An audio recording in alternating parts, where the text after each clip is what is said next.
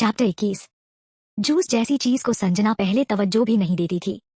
उसे बस कॉफी पसंद थी, वो भी हाथ से पीसी हुई। लेकिन अब आभा को इतना सुकून में और एंजॉय करता देख उसे लग रहा था जैसे वो जूस कोई आम ड्रिंक नहीं बल्कि स्वर्ग का अमृत हो।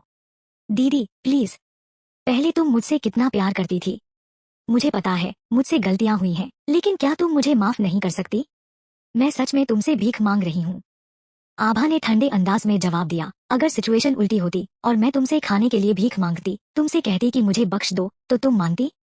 यह सुनकर संजना का गला सूख गया। उसका पहला रिएक्शन तो ना था, लेकिन जब तक वो खुद को हाँ कहने के लिए तैयार करती, आभा फिर से बोल पड़ी। देखो, तुम्हारा जवाब ही बता रहा है कि तुम मेरी मदद नहीं करती। तो फिर मुझसे ये उम्मीद क्यों? हाँ, पहले मैं तुमसे प्यार करती थी, लेकिन वो इसलिए क्योंकि तब मैं अंधी थी और मुझे नहीं पता था कि तुम लोग असल में कैसे हो। त्रिशा वहीं बैठी थी जब संजना की आभा से वीडियो कॉल चल रही थी। उसने दोनों की बातें एक एक शब्द सुन लिया। आखिरी लाइन सुनते ही उसने झट से संजना का फोन खींच लिया और आभा से कहा, इतना मत उछलो। अगर हम तुम्हें नहीं गिरा सकते तो कोई और गिरा देगा।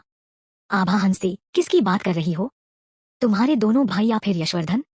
तुम्हारा बड़ा भाई तो अपनी जान बचाने के लिए तरसेगा, और छोटे ने अनिरुद्ध को धोखा दिया, तो क्या वो अब भी तुम लोगों पर भरोसा करेगा? और अगर तुम खुद में हिम्मत रखती हो तो आकर मुझसे आमने सामने बात करो। मैं इतने साल एक ही छत के नीचे रहे होने की इज्जत में तुम्हें दरवाजे तक आने दूंगी। पर क्या तुम में दम है? दीदी, क्या सच में तुम हमें अंदर आने दोगी? संजना के अंदर अभी भी उम्मीद बची थी। उसने आगे बढ़कर पूछा। आभा ने हल्की मुस्कान के साथ जवाब दिया, बस अगर तुम मेरे तीर से बच सको। तू? आभा, तू साली। त्रिशा की गाली अभी पूरी भी नहीं हुई थी कि आभा ने कॉल काट दी। मोम, आपने उसे गाली क्यों दी? अगर हम मिन्नतें करते तो शायद वो पिघल जाती और हमें वापस आने देती, लेकिन आपने गाली दे दी, अब वो तो बिल्कुल भी नहीं मानेगी। क्या आपके लिए बस एक बार नरमी से बात करना इतना मुश्किल था? देखो वो कितनी ऐश कर रही है, और हम एक टाइम का खाना तक ठीक से नहीं खा पा रहे। मुझे ये सब बर्दाश्त नहीं हो रहा। मैं यहाँ और नहीं रह सकती। मैं उसके पास जाऊंगी और खुद उसे मनाने की कोशिश करूंगी। संजना का आखिरी सहारा भी टूट चुका था। उसने सारा गुस्सा और इल्जाम त्रिशा पर डाल दिया और बाहर जाने के लिए मुड़ी। त्रिशा ने उसका हाथ पकड़ लिया। तुम जानती भी ही तुम क्या कर रही ही? बाहर लूटपाट और कत्ल हो रहे हैं। तुम अकेली लड़की बाहर गई तो क्या होगा? और ये मत सोच कि तुम उसके सामने गिड़गिड़ाओगी तो वो तुम्हें माफ कर देगी। वो तुम्हें अंदर नहीं आने देगी, ये बात दिमाग में डाल लो। अगर हमें वापस जाना है तो सिर्फ एक ही रास्ता है, आभा को खत्म करना होगा। संजना चुप रह गई। त्रिशा ने उसे पास खींच कर कहा, अब हालात बदल चुके हैं बेटा। अगर हमें जिंदा रहना है तो किसी और को मरना ही होगा। आभा को मरना पड़ेगा। जब वो नहीं रहेगी तो जो कुछ भी उसका है वो हमारा होगा। संजना को सीमा की बातें धीरे धीरे समझ में आने लगी। वो चुपचाप जाकर सोफे पर बैठ गई। कुछ देर तक सोचती रही, फिर अपनी माँ की तरफ देखा। मोम, मुझसे और इंतजार नहीं होता। मुझे 20वीं मंजिल पर वापस जाना है और उसके लिए हमें आभा को हटाना ही होगा। त्रिशा ने खतरनाक मुस्कान के साथ उसकी तरफ देखा। फिक्र मत करो, मैंने सब सोच लिया है। अगर उन गुंडों को पता चल जाए कि आभा कितनी ऐश कर रही है तो क्या वो उसे रात भर जिंदा रहने देंगे? ये देखकर कि घरों में घुसपैठ की घटनाएं शुरू हो गई हैं और त्रिशा और संजना ने देख लिया कि आभा कितनी ऐश में जी रही है, आभा ने अपनी सतर्कता और बढ़ा दी। रात में उसने सीधे अपना बिस्तर उठाया और सोफे पर सो गई। और हुआ भी वही। आधी रात के बाद गलियारे में हलचल हुई। आभा झटके से उठी और दरवाजे के पास गई। डोर के पीपहोल कैमरे से देखा तो बाहर कई लोग खड़े थे, हर तरह के औजारों से लैस। दरवाजा नहीं तोड़ सकते तो क्या हुआ, दीवार में छेद तो कर सकते हैं।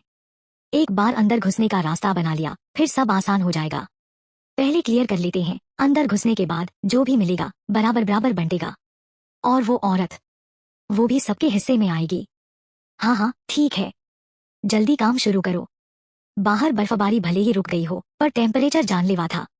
-40 डिग्री के इस ठंड में सिर्फ वही लोग बाहर निकल सकते थे जो अपनी जान की परवाह नहीं करते।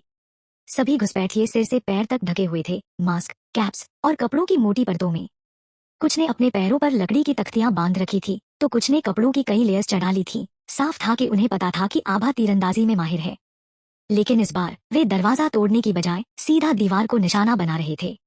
झटहट, इलेक्ट्रिक ड्रिल की तेज आवाज गलियारे में गूंज उठी। धूल उड़ने लगी, लेकिन मुश्किल से 5 मिनट ही हुए थे कि ड्रिल चला रहा आदमी अचानक जोर से झटका खाकर नीचे गिर पड़ा। ओए राहुल, क्या हुआ तुझे?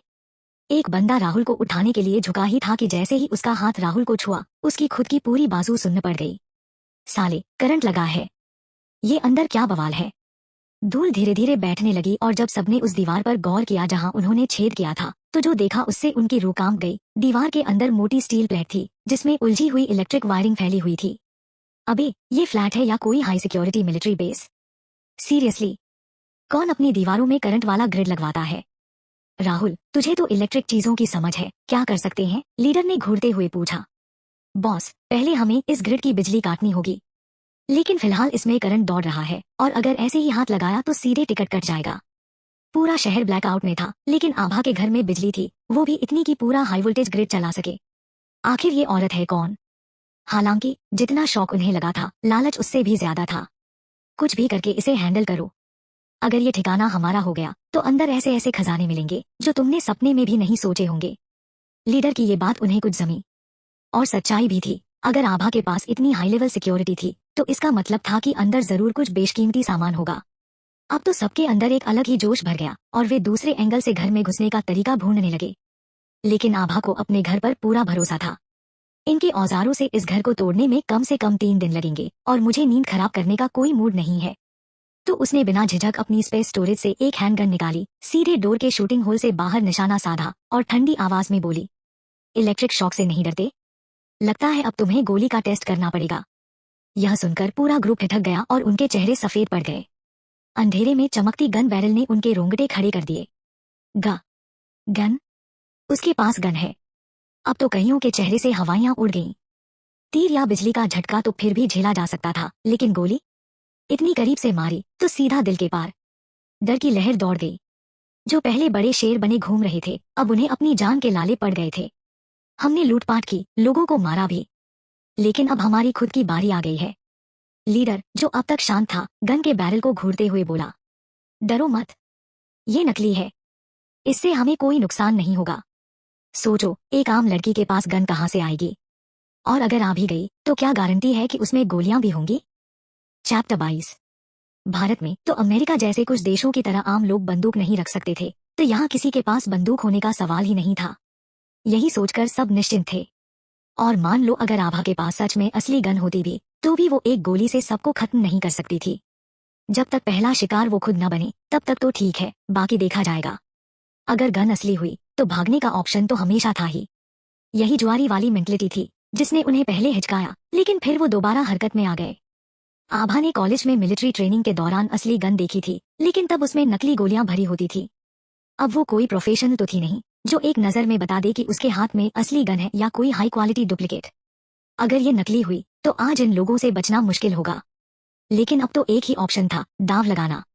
बेस्ट केस में वो अपना तिरकमान यूज कर सकती थी, और अगर वो भी फेल हुआ तो हाथ में अभी भी उसकी तीनधारी तलवार थी।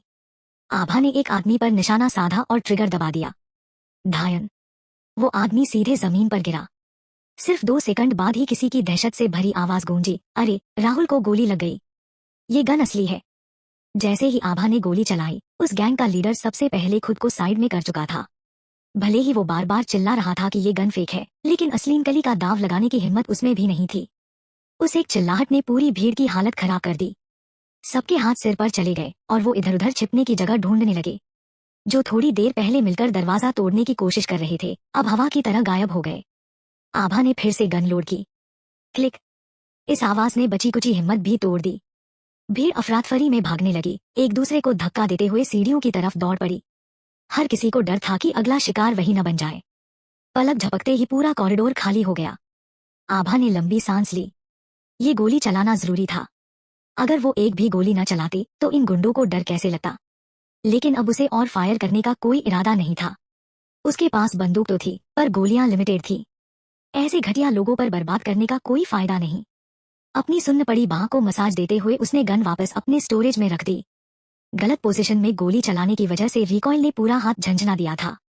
अब इन बार बार के हमलों से उसे एक बात क्लियर हो गई थी, अपार्टमेंट के फायर डोर को मजबूत करना पड़ेगा। हर बार दुश्मन दरवाजे तक पहुंच जाता है और वो सिर्फ अपनी बंदूक या तीरकमान के लिमिटेड रेंज में फंसी रह जाती है। रात के सन्नाटे में पहले ड्रिल की आवाज और फिर गोली चलने की गूंज पूरे बिल्डिंग में फैल चुकी थी। वैसे ही डरे में लोग अब और ज्यादा घबरा गए थे। ड्रिल की आवाज का मतलब था कि फिर से कोई किसी का दरवाजा तोड़ने की कोशिश कर रहा था। और गोली, कोई नहीं जानता था कि ये लुटेरों ने चलाई थी या किसी ने अपनी जान बचाने के लिए। अगर ये लुटेरों ने चलाई थी तो इसका मतलब था कि पूरी बिल्डिंग में कोई भी सेफ नहीं था, किसी भी दिन उनकी बारी आ सकती थी। लेकिन अगर किसी ने खुद को बचाने के लिए गोली चलाई थी तो इसका मतलब था कि इस बिल्डिंग में लुटेरों से भी खतरनाक कोई और था। अगर वो इंसान खड़ा होकर सबकी हिफाजत करे तो शायद उनकी जान बच सकती थी। बस इसी डर और उम्मीद के बीच पूरी बिल्डिंग के व्हाट्सएप ग्रुप में धमाल मच गया। भाई, अभी अभी क्या हुआ? किसने गोली चलाई? क्या लुटेरों को मार गिराया?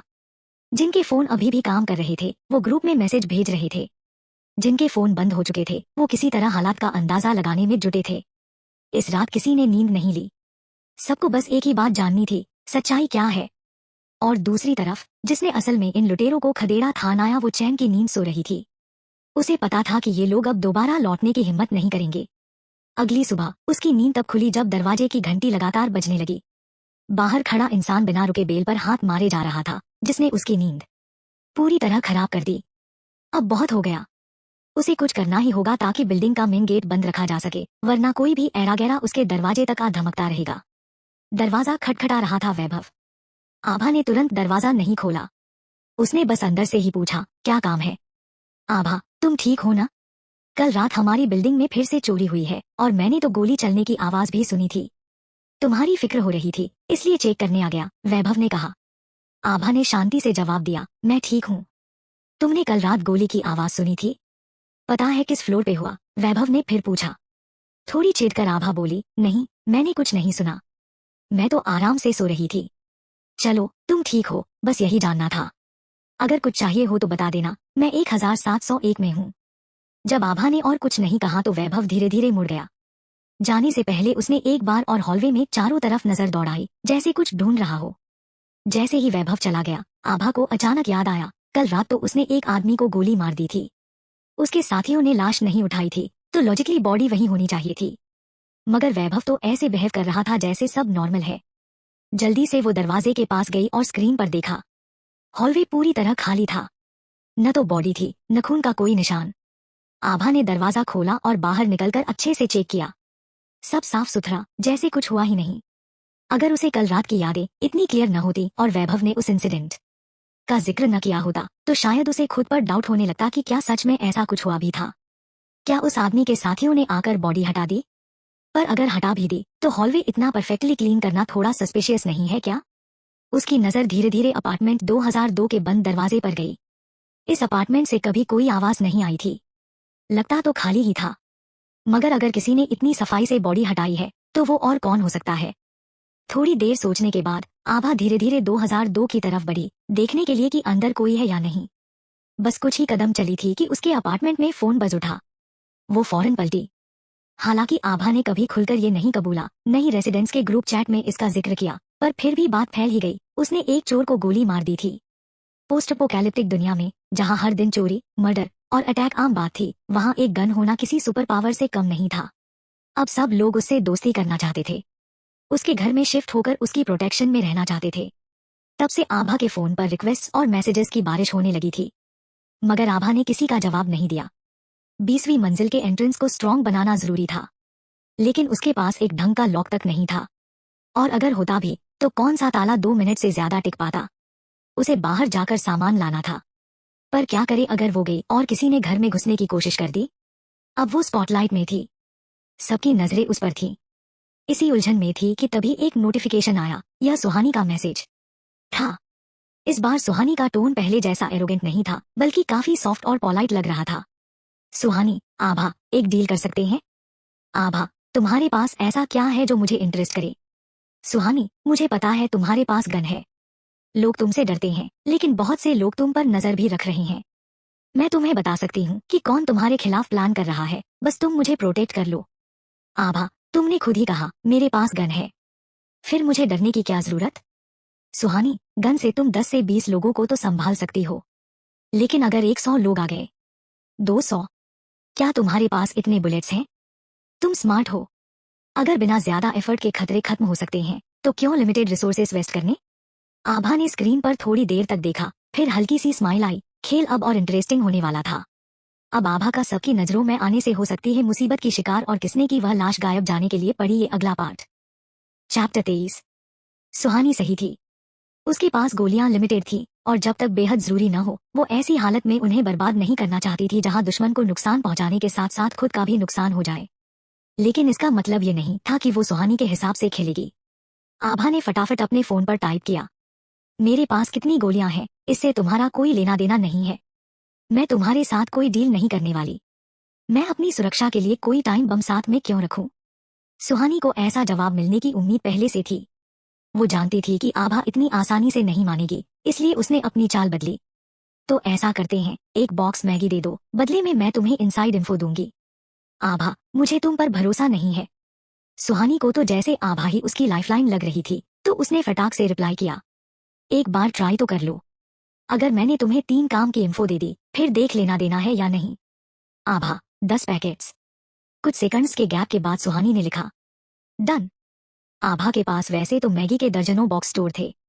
आम दिनों में वो ऐसे इंस्टेंट फूड को हाथ भी न लगाती। लेकिन अगर सुहानी सच में कुछ काम की बात दे पाए तो थोड़ा एक्सचेंज करने में हर्ज क्या था। बिना ज्यादा सोचे आभा ने दीवार में लगी इलेक्ट्रिक ग्रिड ऑन की, दरवाजे पर 5 लॉक चेक किए और बाहर निकल पड़ी।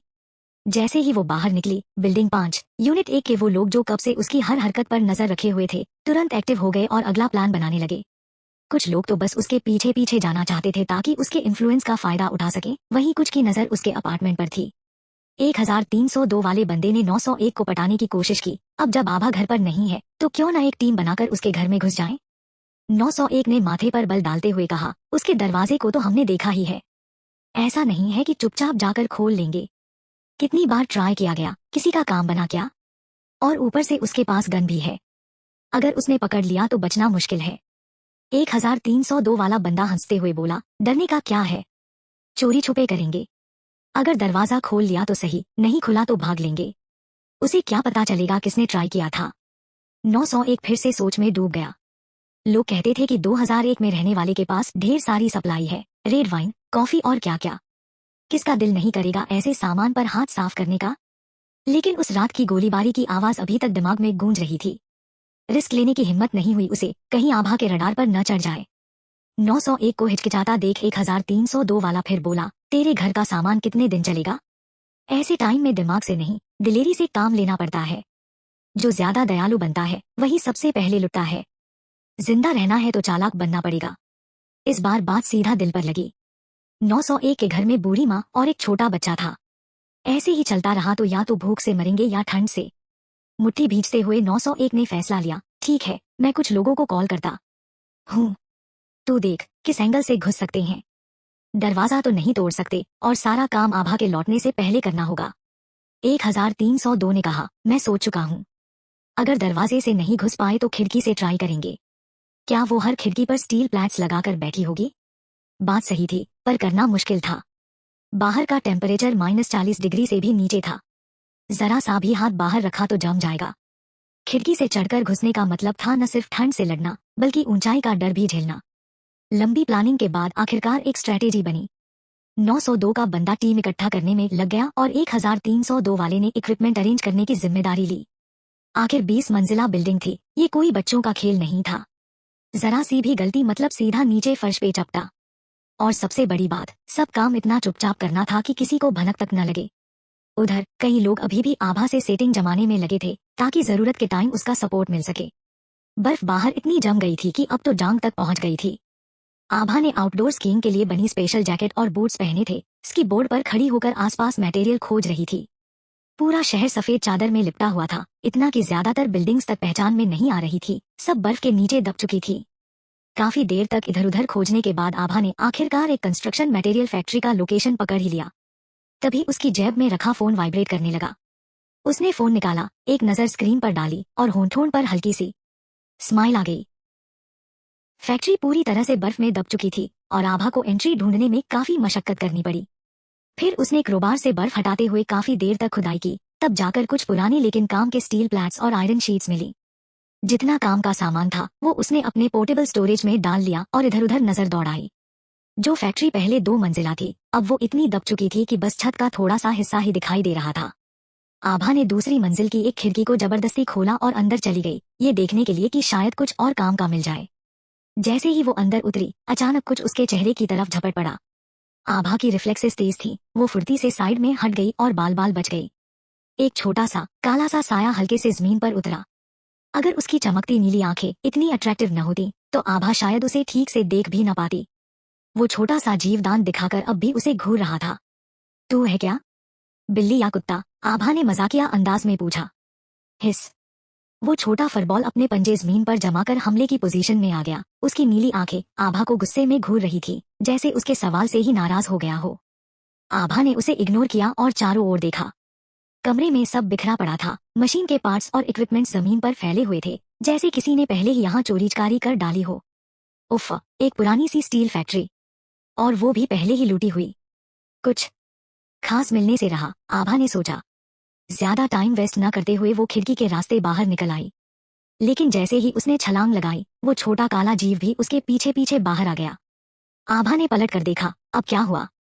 अभी तो बड़ा मुझ पर गुर्रा रहा था, अब पीछे क्यों लग गया? वो छोटा सा क्रिटर एक मासूम सी क्यूट आवाज में म्याऊं करता हुआ उसे ऐसे देख रहा था जैसे बोल रहा हो, प्लीज मुझे छोड़कर मत जाओ। आभा हंस पड़ी। बड़ा शातिर है तू, जान गया कि मैं तुझे नुकसान नहीं पहुंचाऊंगी, तो अब क्यूट बन के काम चला रहा है। आभा ने जानबूझकर सीरियस लुक दिया और बोली, डर नहीं लगता क्या कि मैं तुझे पका के खा जाऊंगी?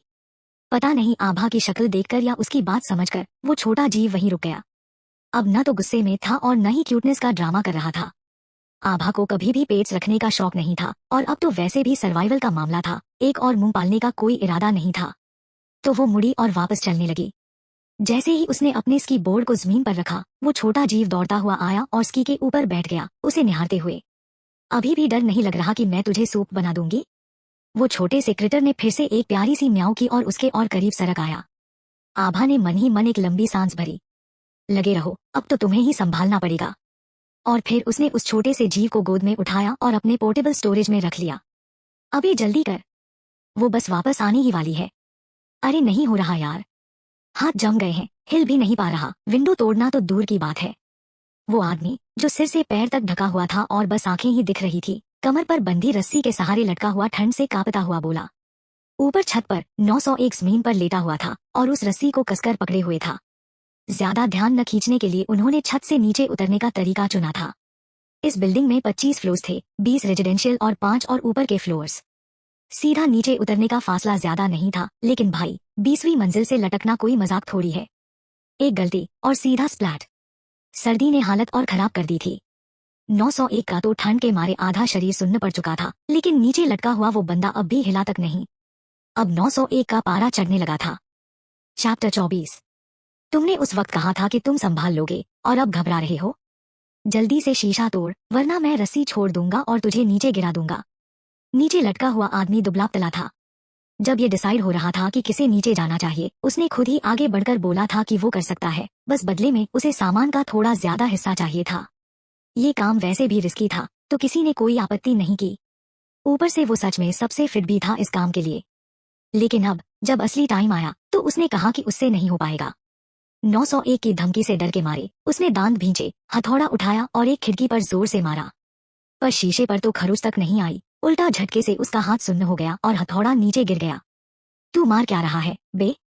901 ने गुस्सा कंट्रोल करने की कोशिश की। 2001 का शीशा तोड़ने को कहा था, 2002 पर क्यों चला दिया? अब तो खिड़की भी गलत वाली टूटनी थी और हथौड़ा भी गया।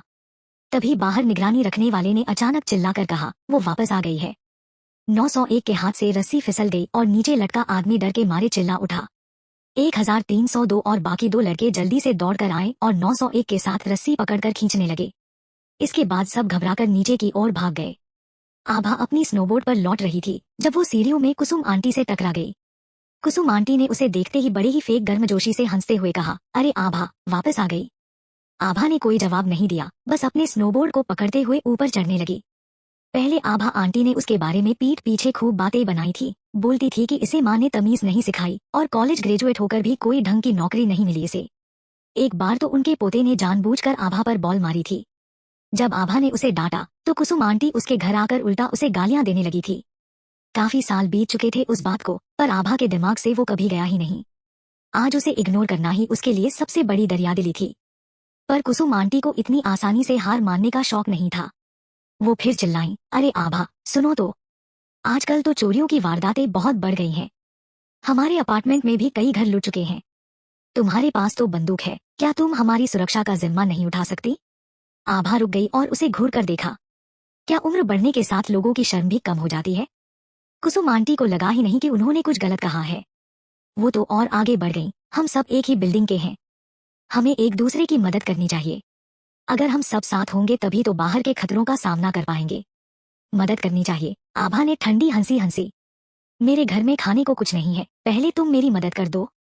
कुसुम आंटी का नकली हंसी वाला फेस वहीं फ्रीज हो गया। अरे मजाक कर रही हो ना?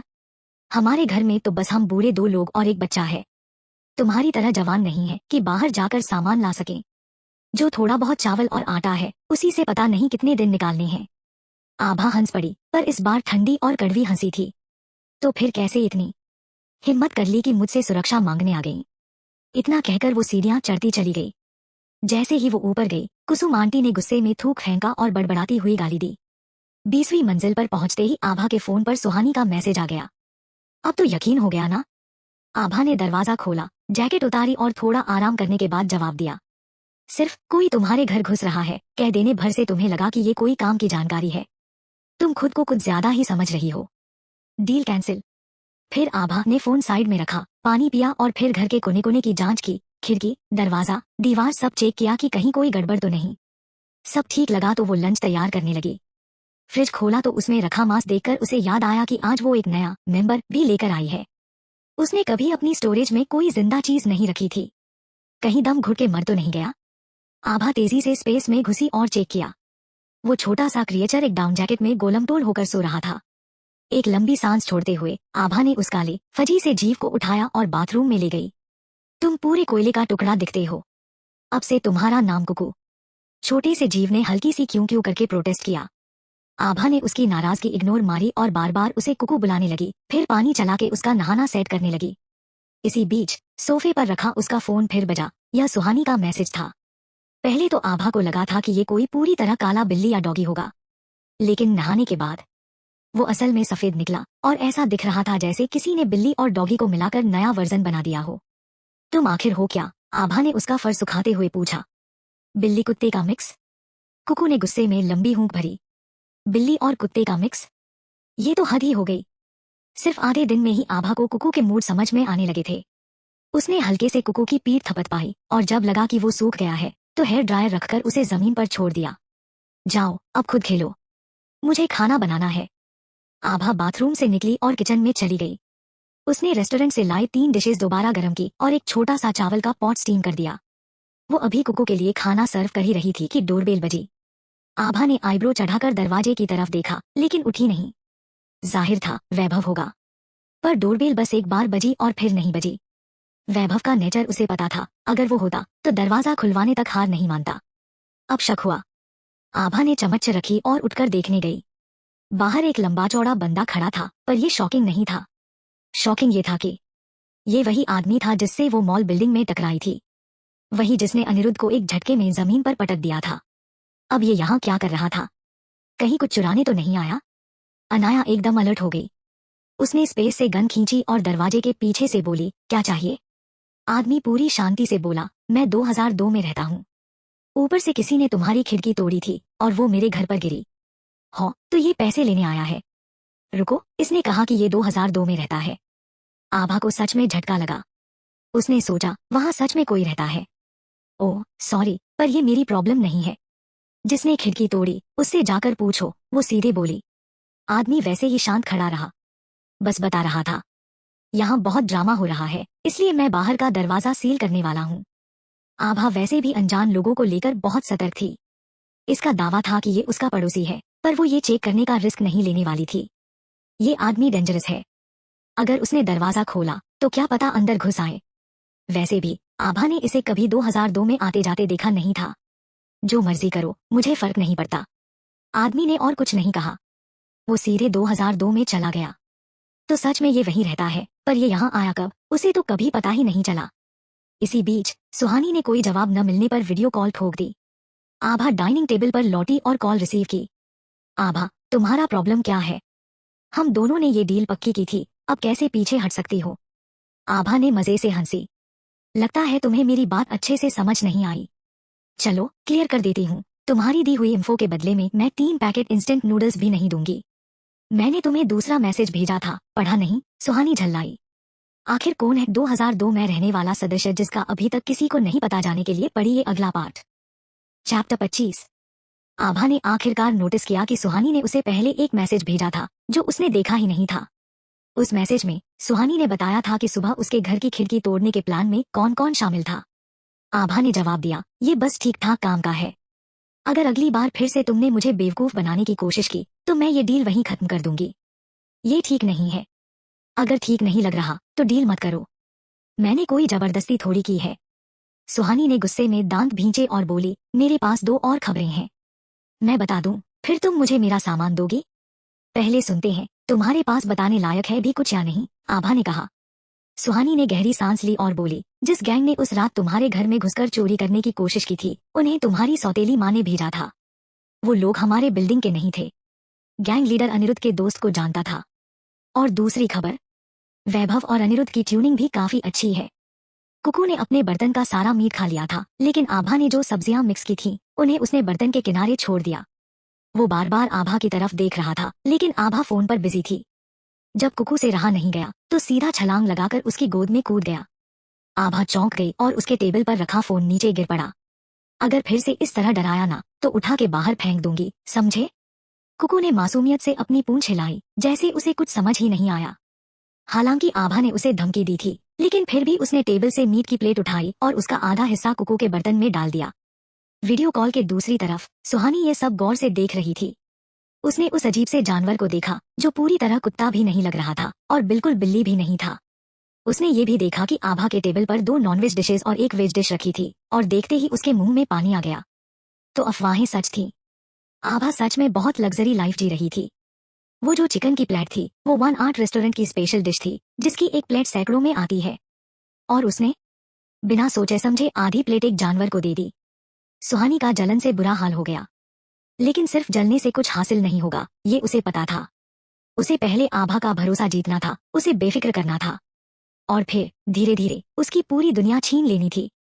जब तक आभा स्क्रीन पर वापस आई तब तक सुहानी ने खुद को पूरी तरह नॉर्मल दिखाने की कोशिश कर ली थी। तुमने जो इंस्टेंट नूडल्स देने का वादा किया था वो कब मिलेगा? 20वीं मंजिल के कॉरिडोर में रख दूंगी, तभी बता दूंगी। इतना कहते ही आभा ने चम्मच उठाई और खाते खाते वीडियो कॉल डिस्कनेक्ट कर दिया। सुहानी के दिमाग में वही गर्मागर्म चावल, मसालेदार चिकन और ताजी सब्जियों की इमेज घूम रही थी। उसके तो मुंह में पानी आ गया था। उसे भी ऐसे ही खाने चाहिए। उसे भी ऐसा ही घर चाहिए। तभी दरवाजे के हैंडल के घूमने की आवाज आई। वो तुरंत अलर्ट हो गई। कौन है? मैं हूँ। सुहानी दरवाजे तक गई और उसे खोल दिया। वैभव अंदर आया और पूछा, क्या कर रही थी? घर में होकर भी कमरा लॉक करने की क्या जरूरत थी? तुम घर पर नहीं थे और मुझे डर लग रहा था। अगर कोई अंदर घुस आता तो कम से कम एक एक्स्ट्रा लॉक तो बचाव कर सकता था।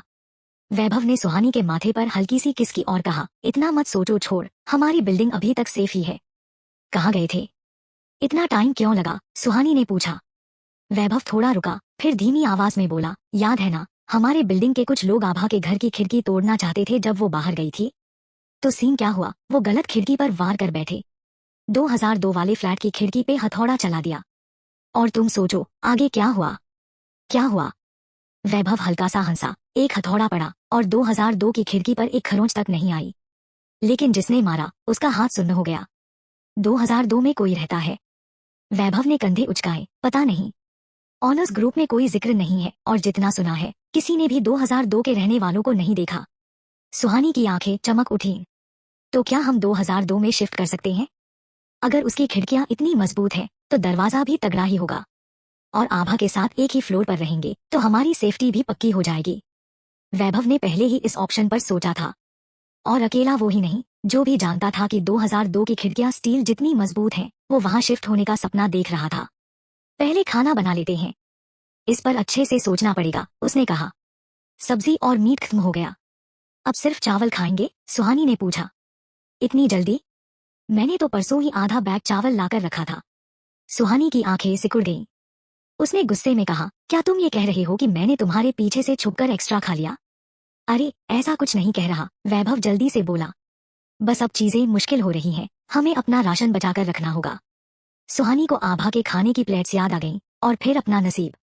जितना सोचा उतना गुस्सा बढ़ता गया। वो घूमी और सीधे अपने कमरे में चली गई। तो फिर तुम ही बना लो खाना।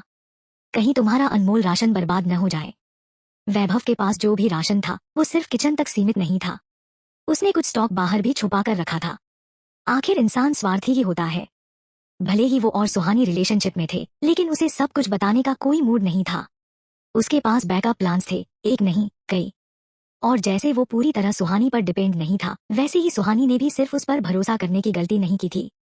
अभी तो सर्वाइवल गेम शुरू ही हुआ था, लेकिन इंसान की असली फितरत खुलकर सामने आने लगी थी। डिनर के बाद आभा ने टैबलेट उठाई और शो देखने लगी। तभी बाहर से ठक ठक की आवाजें आईं। वो उठकर दरवाजे के पास गई और वीडियो इंटरकॉम चेक किया। 2002 का आदमी 20वीं मंजिल का एंट्रेंस सील कर रहा था। आदमी सच में अपनी बातों पर खरा उतरा था। सामान भी कोई हाईटेक नहीं था, बस कुछ स्टील रॉड्स। वो रॉड्स को वेल्ड करके एक ग्रिड जैसी गेट बना रहा था, जिसे उसने फायर एस्केप डोर के पीछे लगा दिया। ये अब दूसरी लेयर ऑफ सिक्योरिटी थी। पहले वाले दरवाजे से कहीं ज्यादा मजबूत लग रहा था। आभा अंदर ही बैठकर उसे काम करते देखती रही। जब आदमी सब कुछ पूरा करके अपने कमरे में वापस गया, तभी वो भी अपने सोफे पर लौट आई। अभी तक उस आदमी की तरफ से कोई दुश्मनी नहीं दिखी थी, लेकिन इसका मतलब ये नहीं था कि वो बेफिक्र हो जाए। अगर कभी वो दुश्मन बना तो उसे निपटाना बहुत मुश्किल होगा। त्रिशा के प्लान्स धड़ाम हो चुके थे। आभा तो खरोंच तक नहीं आई, उल्टा हमला करने वालों में से एक तो गोली खाकर सीधा मर गया। उसने कभी सोचा भी नहीं था कि आभा इतनी टफ होगी और उसके पास बंदूक भी होगी। दूसरी तरफ उसका भाई विनोद बुरी हालत में था। उसके जाम इन्फेक्टेड हो चुके थे। अगर जल्दी इलाज नहीं मिला तो उसकी हालत और बिगड़ सकती थी। लेकिन उनके पास जो आखिरी बचा खुचा एंटीबायोटिक था, वो पिछली बार किसी और चोट पर खर्च हो चुका था। अब उनके पास कुछ नहीं था। पूरा शहर ठप था, हॉस्पिटल्स भी बंद थे। दवा मिलने का कोई चांस नहीं था। अब विनोद की आखिरी उम्मीद त्रिशा थी। त्रिशा, कुछ करो, मुझे दवा ला दो। जैसे ही मैं ठीक होऊंगा, मैं तुम्हारा साथ देकर आभा से बदला लूंगा। त्रिशा को अपने भाई की हालत पर दया आ रही थी। लेकिन यशवर्धन, उसे तो कोई फर्क ही नहीं पड़ा। अब जब सबको पता चल चुका था कि आभा के पास बंदूक है, तो ज्यादातर लोग उससे पंगा लेने से डर रहे थे। और जिन लोगों ने उसके खिलाफ चाल चली थी, वो अब पछता रहे थे। चैप्टर 26। यशवर्धन ने गुस्से में कहा, अब किया भी क्या जा सकता है। अस्पताल बर्फ के नीचे दब चुका है, दवा लाने कहाँ जाऊं? अगर तुम लोगों ने बाहर वालों की बातों में ना आकर अक्ल से काम लिया होता तो क्या ऐसी नौबत आती। त्रिशा और यशवर्धन के बीच इन दिनों काफी तगड़ा टकराव चल रहा था। त्रिशा को धीरे धीरे यशवर्धन की सेल्फिश नेचर समझ आने लगी थी। जब भी आभा से निपटने का कोई योजना बनती, यशवर्धन हमेशा चुप्पी साध लेता, न सपोर्ट करता न विरोध। त्रिशा समझ गई थी कि उसकी यह चुप्पी ही उसकी रजामंदी थी। वह भी 20वीं मंजिल पर लौटने के लिए बेताब था। लेकिन अलग बात थी कि वह खुद कुछ करता नहीं, उल्टा अब ताने मारने लगा था। त्रिशा ने ठंडे लहजे में कहा, बाहर वाले भी तुमसे बेहतर हैं। इतने सालों तक मैंने तुम्हारी ऐसे सेवा की जैसे तुम कोई राजा हो, तुम्हें खाना तक खिलाने को तैयार थी। तब तुम्हारी नौकरी थी, तुम बिजी थे, इसलिए मैंने कुछ नहीं कहा। लेकिन अब यह कैसी दुनिया बन गई है और तुम अब भी वैसे ही अकड़ में बैठे हो, सब कुछ तैयार चाहिए। ठीक है, राजा बनकर बैठे रहो, लेकिन हमें नीचे गिराने की जरूरत नहीं। मेरा भाई और दूसरा भाई किसके लिए घायल हुए, कभी सोचा? किसके लिए? यशवर्धन अचानक सोफे से उठ खड़ा हुआ, पूरी तरह बहस के मूड में। क्या मेरे लिए? यह मत सोचो कि मुझे तुम्हारी हरकतों की खबर नहीं थी। अगर तुम अपनी लालच में आभा से पैसे ऐंठने के लिए बीमार होने का नाटक न करते तो क्या मुझे घर से निकाला जाता? और हाँ, यह मत भूलो, जो कुछ भी तुम खा रहे हो, पहन रहे हो और जिस छत के नीचे बैठे हो, वह सब मेरा है। त्रिशा सरकास्टिक ढंग से हंसी। वाह, क्या मासूमियत है तुम्हारी। तुम्हें भी तो आभा के पैसे चाहिए थे, लेकिन तुम बस यही चाहते थे कि मैं पहल करूं और तुम सुरक्षित रहो। और अब अचानक से तुम्हारा दिल पिघल गया, तुम एक अच्छे पिता बनने चले हो। क्या यह थोड़ा देर से नहीं हो रहा? तुम जैसी औरत को तो घर से निकाल देना चाहिए, दफा हो जाओ यहाँ से, यशवर्धन गुस्से में चिल्लाया। त्रिशा ने ठंडी नजरों से उसे देखा। अगर कोई यहाँ से जाएगा तो वह तुम हो। इन हालात में मैं अब तुम्हें और बर्दाश्त नहीं करने वाली। यशवर्धन ने गुस्से में मुट्ठियां भींच ली, लेकिन उसके हाथ उठाने से पहले ही अशोक ने उसे पकड़ लिया। क्या करने जा रहे हो? हाथ उठाओगे? बहुत दिनों से तुम्हारा नाटक देख रहा हूँ, अशोक ने तंज कसा। फिर उसके घूंसे यशवर्धन पर बरसने लगे। यशवर्धन उसका मुकाबला नहीं कर सका और जल्दी ही उसकी नाक कान सूज गए। एक कोने में बैठी संजना जैसे इस पूरी लड़ाई से पूरी तरह कटी हुई थी। अब उसे अपनी माँ के उस योजना से कोई उम्मीद नहीं थी, जिसमें आभा को रास्ते से हटाकर 20वीं मंजिल वापस लेने की बात थी। अब उसे खुद कुछ और करना था, कोई और रास्ता निकालना था इस जगह से बाहर निकलने का। अगर तुमने ज्यादा बकवास की तो मैं तुम्हें उन गुंडों को बेच दूंगा और वे तुम्हारा जो हाल करेंगे वह तुम्हें खुद समझ आ जाएगा, अशोक ने यशवर्धन को घूरते हुए कहा। बस यही सुनकर संजना के दिमाग की बत्ती जल गई। उसकी नजर अपने पिता पर गई। वैसे देखने में यशवर्धन बुरा नहीं था, वरना संजना को भी उससे इतनी अच्छी शक्लें नहीं मिलती और वह आर्ट्स कॉलेज में एडमिशन कैसे ले पाती। पहले उसका सपना था किसी अमीरजादे को पटाकर ऐश करने का, लेकिन फिर दुनिया ही बदल गई। लेकिन चाहे हालात कितने भी बदल जाए, इंसान की फितरत नहीं बदलती। जब तक उसकी खूबसूरती कायम है तब तक वह इसका फायदा उठा सकती है, अपनी जिंदगी बदल सकती है। हाँ, यही सही रहेगा। अपने इस एडवांटेज को इस्तेमाल करके वह यहाँ से निकल सकती है और आभा की तरह एक बढ़िया जिंदगी जी सकती है। जैसे संजना के अंदर किसी ने एक स्विच ऑन कर दिया हो। वह झटके से उठी और अपने कमरे की तरफ चली गई। त्रिशा को लगा कि संजना लड़ाई झगड़े से परेशान होकर चली गई है। उसने अशोक को रुकने का इशारा किया और फिर खुद भी उसके पीछे कमरे में चली गई। जैसे ही संजना अपने कमरे में गई, उसने फौरन चीजें इधर उधर खंगालनी शुरू कर दी। उसे इस बात का होश भी नहीं रहा कि त्रिशा कब अंदर आ गई। संजना, तुम क्या ढूंढ रही हो? त्रिशा की आवाज सुनकर संजना एक पल के लिए रुकी, फिर बिना जवाब दिए फिर से खोजने लगी। कमरा वैसे भी छोटा था और ज्यादा सामान भी नहीं था, बस वही जो संजना कॉलेज से लौटते वक्त साथ लाई थी। एक नजर में ही सब कुछ देखा जा सकता था। त्रिशा को उसकी हरकतें अजीब लगी। वो उसके पास जाकर उसका हाथ पकड़ती है। बताओ, क्या ढूंढ रही हो? मैं तुम्हारी मदद कर दूंगी। कपड़े? कैसे कपड़े? अच्छे दिखने वाले। यह सुनकर त्रिशा का दिल धक से रह गया। हर दिन इस खौफ के माहौल में जीना किसी को भी पागल कर सकता था, मगर चाहे जितनी भी मुश्किलें आएं, जिंदा रहना सबसे जरूरी था। हिम्मत हारना कोई ऑप्शन नहीं था। अच्छे कपड़े क्यों चाहिए तुम्हें? त्रिशा ने उसे अपने पास बैठाया। संजना, मुझ पर भरोसा रखो। हम वापस 20वीं मंजिल पर जरूर लौटेंगे। आभा ज्यादा वक्त तक चैन से नहीं रहने वाली। मुझे अब और इंतजार नहीं करना। संजना ने झटके से सीमा का हाथ झटक दिया और चिल्लाई, मुझे इस हाल में एक दिन भी और नहीं रहना। मुझे कुछ बदलना होगा, मुझे अपनी किस्मत खुद बनानी होगी।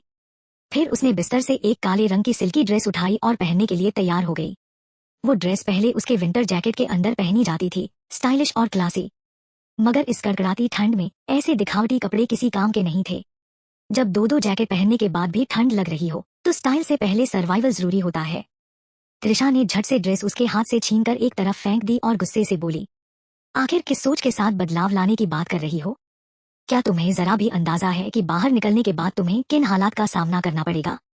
तुमने सुना नहीं कि कल पड़ोस में क्या हुआ?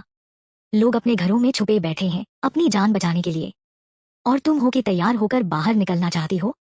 क्या तुम्हें समझ भी है कि तुम खुद के साथ क्या कर रही हो? इसीलिए तो जा रही हूँ, संजना चिल्लाई। अगर कल वो हालात उनके साथ हुए थे तो अगला नंबर हमारा भी हो सकता है। त्रिशा ने गहरी सांस ली। और जाओगी कहाँ? बाहर -50 डिग्री टेम्परेचर है, बर्फ 2 मंजिल ऊंची जमी हुई है। तुम इस कॉलोनी से बाहर भी नहीं निकल पाओगी, ठंड से जमकर मर जाओगी। संजना चुप हो गई। सच तो ये था कि उसने कुछ भी प्लान नहीं किया था। उसे खुद नहीं पता था कि जाना कहाँ है। उसका पहला ख्याल था उसका बॉयफ्रेंड शौर्य, मगर उसका घर यहाँ से बहुत दूर था और इस बर्फ और ठंड में वहां पहुंचना नामुमकिन था।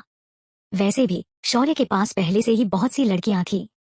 जब पहले वो उसे घास तक नहीं डालता था, तो अब इस हालत में पहुंचने के बाद क्या वो उसे अंदर आने देगा? छोड़ो अंदर बुलाना, शायद दरवाजा भी न खोले। अब उसका बेस्ट ऑप्शन यही था कि यहीं आसपास कोई ऐसा आदमी ढूंढे जो उसे बचा सके। लेकिन लाख सोचने के बाद भी उसे कोई सही इंसान नहीं मिला। त्रिशा ने उसकी चुप्पी को सहमति समझ लिया और थोड़ा नरम पड़ गई। संजना, मेरी बात मानो। मुझ पर भरोसा रखो, हम वापस जरूर जाएंगे। मैंने तुम्हारे अंकल अनिरुद्ध से बात कर ली है, वो हमारी मदद करेगा। अनिरुद्ध? संजना के दिमाग में एक अधेड़ उम्र के आदमी की तैलीय चिकनी चुपड़ी शक्ल कौंध गई। पहले के जमाने में वो उसकी तरफ देखती भी नहीं, मगर अब शायद वही एक इंसान था जो उसकी मदद कर सकता था। और उसके पहले वाले कुछ एक इशारों से ही संजना को समझ आ गया था कि वो कैसा आदमी है। उसकी निगाहें हमेशा से संजना असहज कर देती थी। त्रिशा को इस बात की भनक भी नहीं थी कि संजना क्या सोच रही थी। वो तो यही समझ रही थी कि उसकी बात संजना को समझ आ गई। बस घर के अंदर ही रहो, कोई बेवकूफी मत करना। मैं बाहर जाकर देखती हूँ कि दवाइयों का कोई इंतजाम हो सकता है या नहीं। तुम्हारे मामा की चोट अब और नहीं टाली जा सकती। इतना कहकर त्रिशा ने अपना जैकेट और टोपी पहनी और बाहर निकल गई, ठंडी और बेरहम हवा से टकराने के लिए। चैप्टर 27। अनिरुद्ध ने थोड़ा दिखावटी संकोच के साथ कहा, मेरे पास सिर्फ 2 बंदे हैं और पिछली बार के मिशन में वे बुरी तरह जख्मी हो गए थे। अभी तक ठीक से ठीक भी नहीं हुए। अब अगर उन्हें फिर से खतरे में डालूं तो मुझसे देखा नहीं जाएगा। और बाहर के लोग? अगर उन्हें कुछ फायदा नजर नहीं आया तो वे मदद करने नहीं आएंगे। त्रिशा ने सीधा जवाब दिया, पिछली बार तो सारी डील क्लियर हो गई थी ना। काम पूरा होते ही तुम्हें आभा और 2/3 सामान मिलेगा। हमें सिर्फ घर चाहिए और बस इतना राशन के जी सकें। मुद्दा यह है कि हमें कुछ नहीं मिला, उल्टा हमारे लोग मारे गए और हम घायल हो गए। अनिरुद्ध ने साफ साफ अपना पक्ष रखा। त्रिशा ने होंठ भींचे। अब समझ आया कि वो क्या चाहता था। ठीक है, बताओ क्या चाहिए। जो मेरे पास होगा या मैं अरेंज कर सकती हूँ। मैं पूरी कोशिश करूंगी कि तुम्हारी मांग पूरी करूं। अनिरुद्ध ने एक नजर सुनील पर डाली, फिर कहा, ये मेरे बस में नहीं है। मेरे भाई से पूछो, असली ताकत तो उसी के पास है। त्रिशा ने सुनील की तरफ देखा और तुरंत अनिरुद्ध की मंशा समझ गई। उसने सोचा था कि वे लोग खाने पीने की चीजें मांगेंगे। अगर खाने की बात आती तो वो सच में कुछ नहीं दे पाती। घर में पहले ही इतने लोग थे, खुद का गुजारा मुश्किल था। बाकी चीजों की बात होती तो वो देख सकती थी। त्रिशा ने फिर से अनिरुद्ध की ओर देखा। अनिरुद्ध जी, एक और चीज है। बोलो। अनिरुद्ध अब और खुश था कि त्रिशा उससे कोई काम करवाना चाहती थी। इसका मतलब था कि वो संजना के और करीब आ सकता था। त्रिशा ने पूछा, आपके पास कोई एंटीबायोटिक्स या पेनकिलर है? मुझे कुछ दवा चाहिए, बदले में कुछ देने को तैयार हूँ। अब पैसे का कोई मतलब नहीं रह गया था। जिसे जो चाहिए होता वो सामान के बदले सामान देता। ये चीज तो मेरे पास नहीं है, लेकिन मैं किसी से पूछ सकता हूँ। जैसे ही कुछ पता चलेगा मैं खुद तुमसे आकर मिलूंगा। त्रिशा ने सिर हिला दिया। पूरा 1 घंटा लग गया और बदले में मिला सिर्फ एक अधूरा वादा। जैसे ही वह चली गई, सुनील अंदर से बाहर आ गया। बॉस, अंदर क्यों नहीं गए? वो औरत भले ही उम्रदराज हो, लेकिन फिगर तो अभी भी ठीक ठाक है। अनिरुद्ध ने उसे घूरा। मेरे साथ रहो, ऐसी चीजों की कभी कमी नहीं होगी। उसका असली टारगेट तो बेटी थी। माँ, वो तो बाकी लोगों के लिए छोड़ दी जाएगी। सुनील हंसते हुए बोला, बिल्कुल। लीडर के कदमों के साथ कदम मिलाना है। ठीक है, अब ज्यादा मत उछलो। जाओ और देखो जगदीश का क्या अपडेट है। उसने मोहल्ले की हालत का कितना अंदाजा लगाया। सुनील के जाने के कुछ ही देर बाद दरवाजे पर फिर दस्तक हुई। अनिरुद्ध चुप रहा। धीरे से उसने अपने जूते में छुपा चाकू निकाला और दरवाजे की तरफ बढ़ा। कौन है? बाहर संजना ठंड से कांप रही थी। आवाज सुनकर उसने कंपाते हुए कहा, अंकल अनिरुद्ध, मैं हूँ। अनिरुद्ध को यकीन ही नहीं हुआ कि संजना खुद यहाँ आ गई। उसके अंदर एक अलग ही खुशी दौड़ गई। उसने जल्दी से दरवाजा खोला। अंदर आओ जल्दी। इतनी ठंड में इतनी कमजोर हालत में क्यों आई हो? कहते हुए उसने उसका हाथ पकड़ लिया। संजना का मन हुआ कि झटके से हाथ खींच ले, लेकिन फिर उसे याद आया कि वो यहाँ किस मकसद से आई थी, इसलिए उसने अनिरुद्ध को अपना हाथ रगड़कर गर्म करने दिया। क्या हुआ? कोई जरूरी काम है? अनिरुद्ध ने पूछा, फिर धीरे से उसका हाथ पकड़कर उसकी कमर पर रखा और अंदर ले गया। आओ बैठो, यहाँ हीटर लगा हुआ है, गर्मी मिलेगी। कमरे की गर्माहट से संजना के दिल में एक अजीब सी कसक उठी। उसे याद भी नहीं था कि उसने आखिरी बार इतनी गर्मी कब महसूस की थी। अनिरुद्ध ने उसके पास 2 हीटर रखे और फिर गर्म पानी में घुला इंस्टेंट कॉफी का कप लाकर दिया। ये कॉफी पहले से रखे हुए स्टॉक में से थी, जिसकी एक्सपायरी भी हो चुकी थी। लेकिन अब तो एक्सपायर्ड कॉफी भी लग्जरी थी, खासकर संजना के लिए। मेरे पास ज्यादा कुछ नहीं है, लेकिन फिलहाल इसी से काम चला लो, अनिरुद्ध ने कहा। संजना ने अपने सामने रखी गर्म कॉफी को देखा और उसे यकीन हो गया कि उसने सही फैसला लिया है। अनिरुद्ध उसे वो जिंदगी दे सकता है जो वो चाहती है। कॉफी खत्म होते ही उसका बदन भी गर्म हो गया। उसने धीरे धीरे अपनी गर्दन के चारों तरफ लपेटी स्कार्फ हटा दी, जानबूझकर अपनी पतली सी कॉलर बोन दिखाते हुए कहा, अनिरुद्ध अंकल, क्या आप मुझे अपने साथ रख सकते हैं? अनिरुद्ध ने अपने अंदर उठती खुशी को दबाते हुए जवाब दिया, यहाँ 3 आदमी रहते हैं, तुम्हारे लिए सही माहौल नहीं होगा। संजना बहुत तेज दिमाग की नहीं थी, लेकिन मर्दों को कैसे फंसाना है ये उसे अच्छी तरह आता था। अनिरुद्ध को झिझकते देख उसने तुरंत अपनी आंखों में आंसू भर लिए। अगर आपने मुझे नहीं संभाला तो मेरा मरना तय है। लुटेरे हमारे पड़ोस में घुस चुके हैं, अगला नंबर हमारा ही होगा। अनिरुद्ध के कुछ कहने से पहले ही संजना उसके सीने से लग गई। अनिरुद्ध अंकल, प्लीज मुझे बचा लीजिए। मैं उन जानवरों के हाथों बर्बाद नहीं होना चाहती, मैं मरना नहीं चाहती। वो पूरी प्लानिंग के साथ आई थी, परफेक्ट मेकअप, हल्की सी महकती परफ्यूम और उस पर उसकी जवानी और खूबसूरती। अनिरुद्ध के लिए खुद को रोकना नामुमकिन था। उसने बिना कुछ कहे उसे अपनी बाहों में उठाया और सीधे अपने कमरे की ओर बढ़ गया। ठीक है, मैं तुम्हें रख लूंगा, लेकिन बदले में तुम्हें मेरी एक शर्त माननी होगी। आभा को अंदाजा भी नहीं था कि उसकी लाइफ की एक छोटी सी झलक ने संजना को इतना हिला दिया कि वो अनिरुद्ध जैसे आदमी से भी डील करने को तैयार हो गई। वैसे भी अगर आभा पता भी चलता तो भी उसे कोई फर्क नहीं पड़ता। जब वैभव आभा से कुछ जानकारी लेने आया तो उसे देखकर झटका लगा कि 20वीं मंजिल के मेन गेट को और भी मजबूत कर दिया गया था। वो अंदर घुस नहीं सका, इसलिए उसे मैसेज भेजना पड़ा। आभा, तुमने क्या ये नया दरवाजा लगवाया? वो पहले इतना डरा हुआ था कि अपनी जनरेटर वाली सीक्रेट भी छिपा रहा था और आभा से कोई कांटेक्ट नहीं किया। लेकिन अब जब उसे जरूरत थी तो वो डर भूल गया। उसे ये नहीं पता था कि सुहानी पहले से ही आभा के टच में थी। आभा, तुम्हारा फोन चालू कैसे हुआ? वैभव, पावर बैंक में थोड़ी बैटरी बची थी, इमरजेंसी के लिए रखी थी। प्लीज दरवाजा खोल दो, मुझे तुमसे जरूरी बात करनी है। फोन चालू है तो यहीं बात कर लो। टाइपिंग में टाइम लग रहा था तो वैभव ने वॉइस मैसेज भेज दिया। आभा, मैंने सुना कल जब तुम बाहर गई थी किसी ने फिर तुम्हारी विंडो तोड़ने की कोशिश की। सब ठीक तो है ना? ये लोग बहुत गंदे हैं, जानते हैं कि तुम अकेली रहती हो इसलिए तुम्हें टारगेट कर रहे हैं। सुहानी पहले ही आभा को बता चुकी थी कि वैभव का 901 वाले गैंग से अच्छा कनेक्शन है और अनिरुद्ध से भी उसकी बातचीत होती है। ऊपर से पिछले जन्म की यादें जोड़कर देखा जाए तो पूरा गेम समझ में आ गया था। उस पर जो भी हमले हुए उनमें वैभव का ही हाथ था। पहले बैक स्टैब किया और फिर हीरो बनने की एक्टिंग करने आ गया। आभा ने बिना टाइम वेस्ट किए सीधा बात रखी। मैंने सुना कि तुम भी इसमें शामिल थे। इस बार वैभव तुरंत रिप्लाई नहीं कर पाया। काफी देर बाद शायद कोई अच्छा बहाना सोचकर उसने कॉल कर दी। आभा ने कॉल रिसीव कर ली। आभा, ये तुमसे किसने कहा? मैं तुम्हें नुकसान कैसे पहुंचा सकता हूँ? मैं तो बस इस बात से नफरत करता हूँ कि मैं तुमसे दूर हूँ और तुम्हारी रक्षा नहीं कर सकता। प्लीज किसी के बहकावे में मत आओ। आभा बस चुपचाप उसकी सफाई सुन रही थी। आभा, मैं तुम्हें पसंद करता हूँ, बल्कि सच कहूँ तो मैं तुमसे प्यार करता हूँ। हम पहले ही गलतफहमियों की वजह से सालों दूर रहे, लेकिन इस बार मैं तुम्हें खोने नहीं दूंगा। आभा के चेहरे पर हल्की सी कड़वी मुस्कान आ गई। सच में? तो फिर ये सुहानी के साथ लिव इन में रहने का क्या सीन है? चैप्टर 28।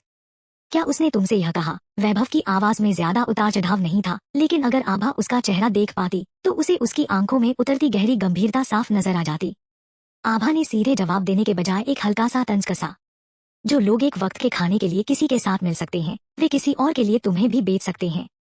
यह बात तुम मुझसे बेहतर समझते हो। वैभव ने गहरी सांस लेने के बाद कहा। आभा, मैं वही बात दोबारा कह रहा हूँ, मैं तुम्हें पसंद करता हूँ। इतने सालों में यह कभी नहीं बदला। मैंने कभी किसी के साथ मिलकर तुम्हारे खिलाफ कोई साजिश नहीं रची। जहां तक सुहानी के साथ रहने की बात है तो वह अचानक हुआ। जब बर्फीले तूफान के कारण वह घर नहीं लौट पाई तो मैंने उसे कुछ दिनों के लिए अपने पास ठहरने दिया। मैं तुम्हें साबित करके दिखाऊंगा कि मेरी नीयत साफ है। फोन रखते ही आभा वापस अपनी एक्सरसाइज में लग गई। लगातार वर्कआउट करने से उसकी फिटनेस पहले से काफी बेहतर हो गई थी। बचपन में सीखे गए सेल्फ डिफेंस मूव्स, किकबॉक्सिंग और ताई ची अब वह धीरे धीरे फिर से याद करने लगी थी। ऊपर से अब उसके पास ब्लैकी भी था, जिससे उसकी जिंदगी और भी ज्यादा मजेदार हो गई थी। जहां तक वैभव की बात है, उसे सबक सिखाने का सही वक्त जल्दी ही आएगा। 20वीं मंजिल से निकलते ही वैभव सीधे अपार्टमेंट 1302 की ओर गया। उसे पहले लगा कि शायद सुहानी ने उसे एक्सपोज किया होगा, लेकिन फिर उसे याद आया कि उसने हमेशा सुहानी को अंधेरे में रखा था। वह कुछ नहीं जानती होगी। इसके अलावा कॉलेज के दिनों में सुहानी ने आभा के खिलाफ कई लोगों को भड़काया था। उसने एक बार आभा का रिसर्च पेपर तक चुराकर अपनी जीत पक्की कर ली थी, जिससे आभा को पोस्ट ग्रेजुएट स्कॉलरशिप तक गंवानी पड़ी थी। आभा को सुहानी से सख्त नफरत थी, इसलिए वह उसकी बातों पर यकीन नहीं करती। लेकिन आभा की हालिया बातों से वैभव को लगने लगा कि उसके खिलाफ जानकारी किसी और ने दी है, शायद 1302 का कोई आदमी। उसने 1302 में रहने वाले एक व्यक्ति को सीढ़ियों में बुलाकर उससे बातचीत शुरू की। वैभव भाई, कैसे आना हुआ? क्या कोई नया प्लान है? मैं तुमसे कुछ पूछना चाहता हूँ। क्या तुमने आभा से चुपके से कोई कांटेक्ट किया है?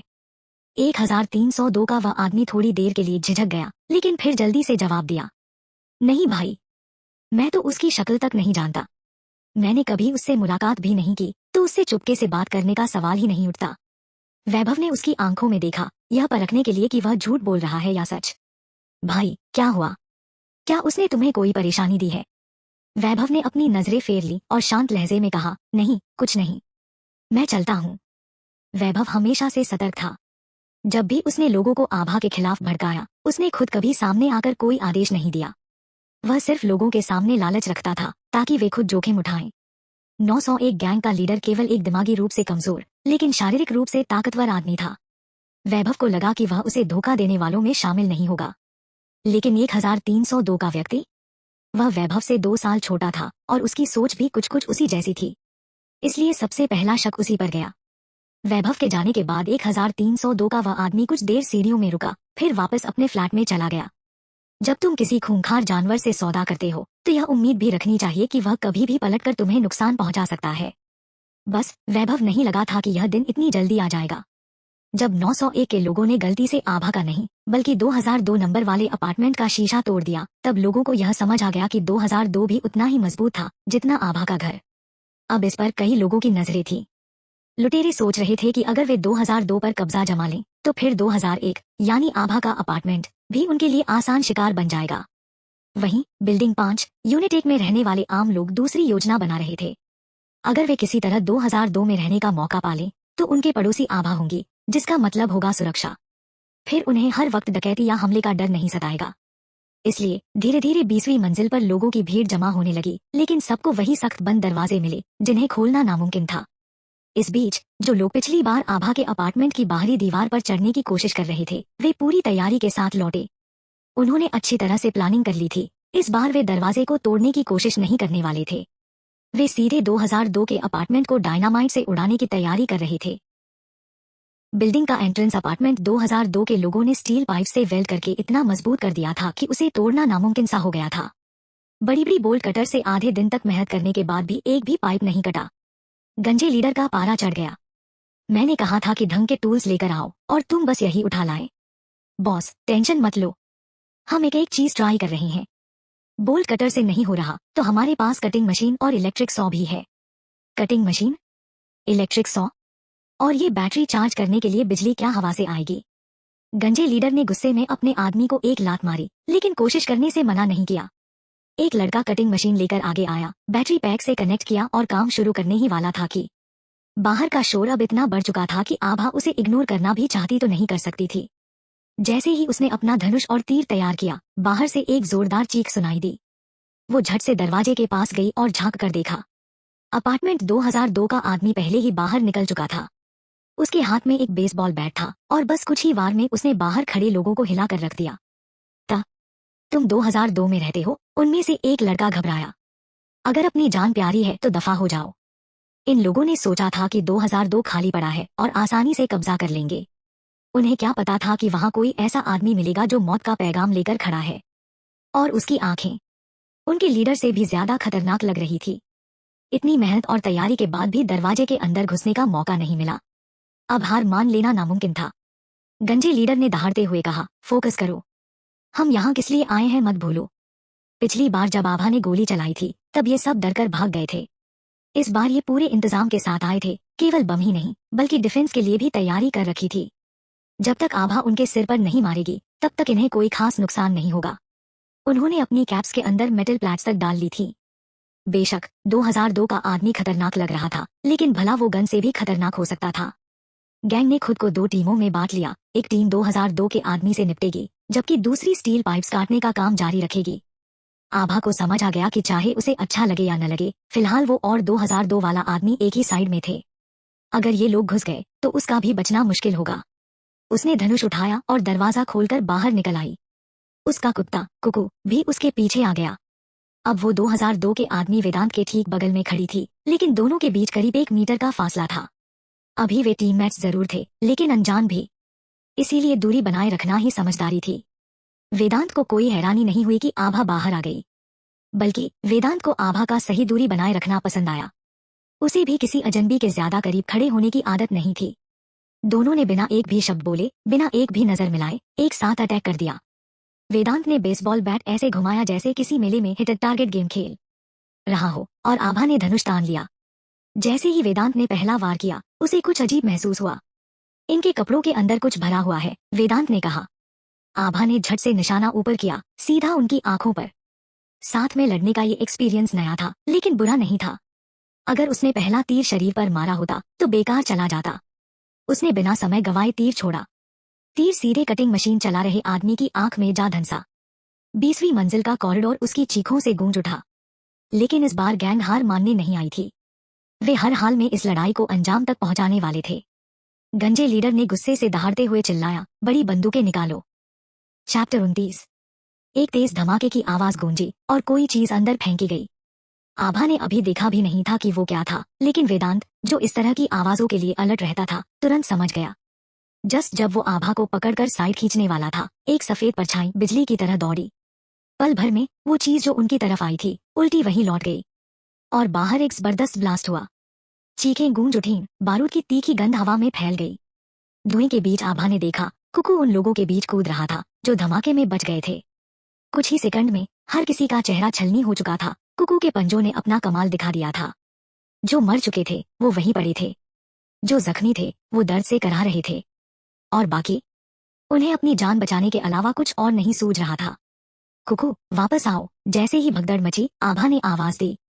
कुकू फुर्ती से छलांग लगाकर गैप से अंदर आया और आभा के पैरों के पास आकर खड़ा हो गया। हमलावर अब भाग चुके थे, लेकिन कॉरिडोर में अब भी बारूद और खून की गंध तैर रही थी। आभा ने गहरी सांस ली। अब इस बवाल को साफ करना बाकी है।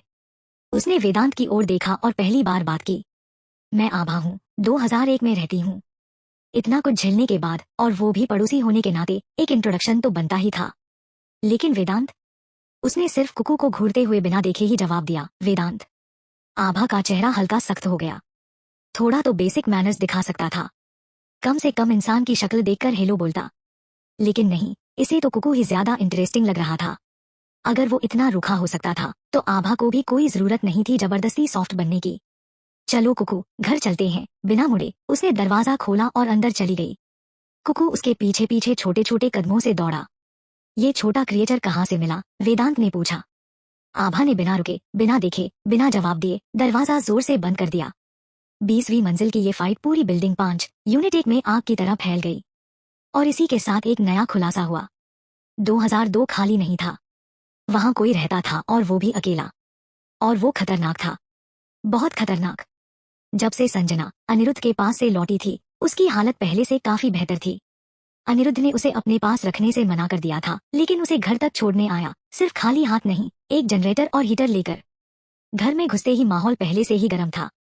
त्रिशा अपने भाइयों पर बरस रही थी, क्या कर रहे थे तुम लोग?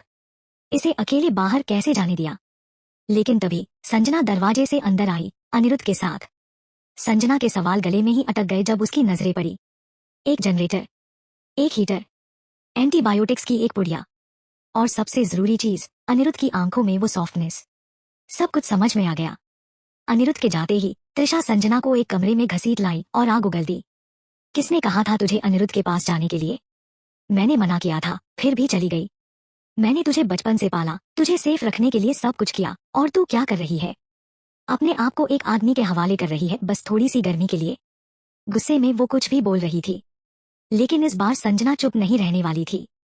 उसने ठंडी नजरों से उसे देखा और जवाब दिया, मुझे गर्माहट चाहिए थी, मुझे खाना चाहिए था। इसमें गलत क्या है? आपके पास देने के लिए कुछ नहीं था, तो मैंने खुद अपना रास्ता ढूंढ लिया, और आप सबको भी फायदा हुआ। आपको तो थैंक यू बोलना चाहिए। त्रिशा कुछ बोलती, इससे पहले ही संजना ने सीधे उसकी आंखों में देखते हुए कहा, अगर मैं दवा न लाती तो अंकल कितना टिकते? अगर मैं हीटर और जनरेटर न लाती तो हम सब ठंड में कब तक सरवाइव कर पाते? मुझे मरना नहीं है, सिर्फ जिंदा रहना नहीं, मुझे अच्छे से जीना है। तेरी अक्ल पर कीड़े पड़ गए थे क्या? अनिरुद्ध जैसे बूढ़े आदमी के साथ भी तू एडजस्ट कर सकती है? घिन नहीं आती? मैं बेशर्म हूँ? तो वह तो लाजमी है, आखिर मैं आपकी ही बेटी हूँ ना? संजना की बात सीधे त्रिशा के चेहरे पर एक करारा तमाचा थी। कुछ समय पहले त्रिशा खुद भी तो एक घिनौने आदमी के हाथों बर्बाद हो चुकी थी, सिर्फ एक अधूरे वादे के लिए। अब वह अपनी बेटी को क्या ही कह सकती थी? लेकिन उसकी आधी जिंदगी बीत चुकी थी। खुद क्या सहा, अब वह मायने नहीं रखता था। उसे बस अपनी बेटी की रक्षा करनी थी, चाहे इसके लिए उसे कुछ भी कुर्बान करना पड़े। पर फिर भी वह संजना को इस बेवकूफी से रोक नहीं पाई। दरवाजे के बाहर चुपके से आकाश उनकी पूरी बहस सुन चुका था। त्रिशा को थोड़ा शांत करने के लिए सही समय देखकर उसने कमरे में कदम रखा। त्रिशा, तुम्हें संजना को इस तरह से डांटने की जरूरत नहीं है। उसने हमारे लिए खुद को कुर्बान किया। हाँ, अनिरुद्ध कोई आदर्श इंसान नहीं है, उम्रदराज भी है, लेकिन कम से कम उसके पास रिसोर्स तो हैं। अब जब संजना उसके साथ है तो उसे भूख और ठंड से मरने की चिंता तो नहीं होगी। अब जमाना बदल गया है, आदमियों को परखने का पुराना तरीका अब काम नहीं करेगा। माँ का दिल आखिर माँ का ही होता है। त्रिशा अभी भी गुस्से में थी। उसने आकाश को घूरते हुए कहा, यहाँ से चले जाओ। अगर तुम आदमियों में जरा भी काबिलियत होती तो हमें यह जिल्लत झेलनी ही नहीं पड़ती। आकाश ने अपने जबड़े भींचे और चुपचाप वहां से चला गया। जब जरूरत थी तब इन्हीं लोगों ने उन्हें अपने साथ रखा, और अब वही उन्हें बोझ समझ रहे थे। अगर वे सोच रहे थे कि वे उन्हें इतनी आसानी से निकाल देंगे तो यह उनकी भूल थी। अब जब जनरेटर चालू हो गया था, संजना की मोबाइल फिर से चालू हो गई। अब तक वह सिर्फ पावर बैंक के सहारे फोन चला रही थी, लेकिन वह भी 2 दिन पहले डिस्चार्ज हो गया था। फोन चालू होते ही उसने सबसे पहले यह देखा कि बिल्डिंग 5 यूनिट 1 में क्या हुआ, खासतौर पर आभा के बारे में। और फिर उसने वह खबर देखी। लोग चर्चा कर रहे थे कि अपार्टमेंट 2002 खाली नहीं था, वहां कोई रह रहा था, एक पावरफुल, खतरनाक और बेहद हैंडसम आदमी। और उसने आभा के साथ मिलकर हमलावरों को एक बार फिर खदेड़ दिया था। संजना का चेहरा यह पढ़ते ही बार बार बदलने लगा। वह सालों से 20वीं मंजिल पर रह रही थी, लेकिन उसने कभी अपार्टमेंट 2002 में किसी को आते जाते नहीं देखा। पर जैसे ही आभा वहां रहने लगी, अचानक वहां कोई रहने लगा, और वह भी इतना ताकतवर इंसान।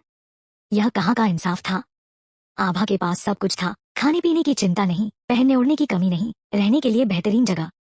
यहाँ तक कि उसका पड़ोसी भी ऐसा निकला जो न सिर्फ ताकतवर था, बल्कि देखने में भी हैंडसम था। और वह तो सिर्फ अनिरुद्ध जैसे बूढ़े आदमी के साथ समझौता करके थोड़ा बहुत सामान जुटाने के लिए मजबूर थी। त्रिशा अभी तक संजना को डांट ही रही थी जब आकाश बीच में आ गया। जब त्रिशा दोबारा संजना की तरफ मुड़ी तो देखा कि वह फोन की स्क्रीन पर नजरें गड़ाए बैठी थी। आगे से तुम अनिरुद्ध के पास नहीं जाओगी। संजना ने कोई जवाब नहीं दिया। त्रिशा गुस्से में आई और उसके हाथ से फोन छीन लिया। तुमने सुना नहीं मैंने क्या कहा? या फिर तुम वेदांत से शादी करने का ख्याल छोड़ चुकी हो? वेदांत? संजना ने कड़वाहट से हंस दिया। कितना बेतुका था यह सब। पहले भी वह वेदांत के करीब जाने के काबिल नहीं थी, अब तो हालात और भी बुरे थे। बाहर बर्फ इतनी मोटी परत में जमी थी कि घर से निकलकर प्रॉपर्टी ऑफिस तक जाना ही उसके लिए एक बड़ी चुनौती थी। तो फिर वह वेदांत को कहां से ढूंढे? शायद वह भूख से मर जाएगी, शायद किसी रात कोई उसकी नींद में ही हत्या कर देगा। अब कोई भविष्य नहीं था। शादी, वेदांत, सब बेकार की बातें थीं। लेकिन इस बर्बर दुनिया में भी आभा न सिर्फ जिंदा थी, बल्कि बेहतरीन तरीके से जी भी रही थी, इज्जत के साथ। और वह तो एक ऐसी औरत बन चुकी थी जो जिंदा रहने के लिए अपना शरीर बेचने को मजबूर थी। दोनों एक ही पिता की बेटियां थीं, एक ही परिवार से थी। फिर क्यों आभा को सब कुछ मिल गया और उसे सिर्फ यह गंदगी? यह न्याय नहीं था। अगर उसने यह सब सहा है तो आभा को भी सहना पड़ेगा, तभी इंसाफ होगा। चैप्टर 30। आभा बिना पीछे देखे ही चल पड़ी, अपने साथ कुकू को लेते हुए। उसने वेदांत की तरफ देखना तक जरूरी नहीं समझा, एक अच्छे चेहरे की तो बात ही छोड़ो। बाद में जब उसे याद आया कि बाहर की लड़ाई के बाद वहां की सफाई भी करनी थी, तो वह देखने गई। लेकिन जो देखा उससे उसे थोड़ा झटका लगा। सब कुछ पहले ही चमका दिया गया था। तो जिसे उसने पिछली बार गोली मारी थी, उसकी लाश भी वेदांत ने ही हटाई होगी। पिछले कुछ दिनों से वह अकेले ही कई हमलों को रोक रही थी, पूरे 20वें माले की सुरक्षा संभाल रही थी। ऐसे में अगर वेदांत ने थोड़ी सफाई कर दी तो बड़ी बात क्या थी। वैसे भी आज रात जो हमलावर आए थे वे उसी के घर के लिए आए थे। अगर देखा जाए तो आभा तो बेवजह ही इस झमेले में फंसी थी। यह सोचते ही उसका दिमाग शांत हो गया। बिना किसी टेंशन के वह वापस अपने कमरे में सोने चली गई। वैभव की असली प्लानिंग तो 2002 नंबर वाले अपार्टमेंट पर कब्जा जमाने की थी, लेकिन अब जब वह दांव उल्टा पड़ गया तो उसे आभा पर ही भरोसा करना पड़ा। उसे अच्छे से याद था कि आभा को उसके और सुहानी के साथ रहने से कितनी दिक्कत थी। अगर उसे दोबारा आभा का भरोसा जीतना था तो सबसे पहले सुहानी को हटाना जरूरी था। यही सोचकर उसने सुहानी को लिविंग रूम में बुलाया। अगर उसे सुहानी को हटाना ही था तो उसे यह एहसास नहीं होने देना था कि वह मतलबी या बेरहम है, बल्कि उसे ऐसा महसूस कराना था कि वह मजबूर है, ताकि वह बाद में भी उसकी मदद करती रहे। सुहानी, घर में खाना बहुत कम बचा है। बाहर बर्फ इतनी जम गई है कि 2 मंजिल ऊंची हो चुकी है। अब बाहर जाकर खाने का इंतजाम करना नामुमकिन है। हमारे पास बस एक ही चांस है, आभा से मदद मांगना। आभा हमारी मदद करेगी, सुहानी हंसी। इतना सब करने के बाद उसे अच्छे से पता था कि आभा की नजरों में उसकी क्या जगह थी, इसलिए उसने हमेशा उससे बिजनेस डील की तरह डील किया था। वह अब भी मुझसे जुड़ी हुई है। अगर मैं उसके हिसाब से चलूं और उसका भरोसा जीत लूं, तो वह मुझे 20वें फ्लोर पर रहने देगी। और एक बार मैं अंदर आ गया तो तुम्हें भी लाना मुश्किल नहीं होगा। सुहानी ने एक ठंडी हंसी ली। ओह, तो ये है तुम्हारी प्लानिंग? पुराने और नए प्यार के साथ मजे लेना चाहते हो? वैभव ने उसे अपनी गोद में खींच लिया और प्यार से उसके गाल पर उंगलियां फिराते हुए बोला, ऐसा कुछ नहीं है, मैं सिर्फ तुम्हें चाहता हूँ। आभा, वह तुम्हारे सामने कुछ भी नहीं है। मैं अंधा नहीं हूँ बेबी। मैं उससे अच्छा बनने की कोशिश सिर्फ अपने फायदे के लिए कर रहा हूँ, ताकि हम दोनों का फ्यूचर सिक्योर हो सके। वैभव हमेशा से लड़कियों को मीठी बातें करके फंसाने में माहिर था। सुहानी भी कभी उसकी बातों में बह गई थी, लेकिन अब वह पहले जैसी बेवकूफ नहीं रही थी। तो तुम उसका भरोसा कैसे जीतोगे? सुहानी ने सीधे सवाल दागा। वैभव कुछ सेकंड के लिए चुप रहा, फिर बोला, पहले तो मेरा प्लान था कि मैं 2002 पर कब्जा कर लूं और वहां रहूं। अगर आभा पड़ोस में होती तो हम ज्यादा सेफ रहते, लेकिन अब ये मुमकिन नहीं है। उसे पता है कि मैं तुम्हारे साथ रह रहा हूँ और ये बात उसे पसंद नहीं आई। तो फिलहाल सबसे सही ऑप्शन यह है कि तुम कुछ समय के लिए कहीं और रहो। जैसे ही मैं 2001 में शिफ्ट हो जाऊंगा तुम्हें वापस ले आऊंगा।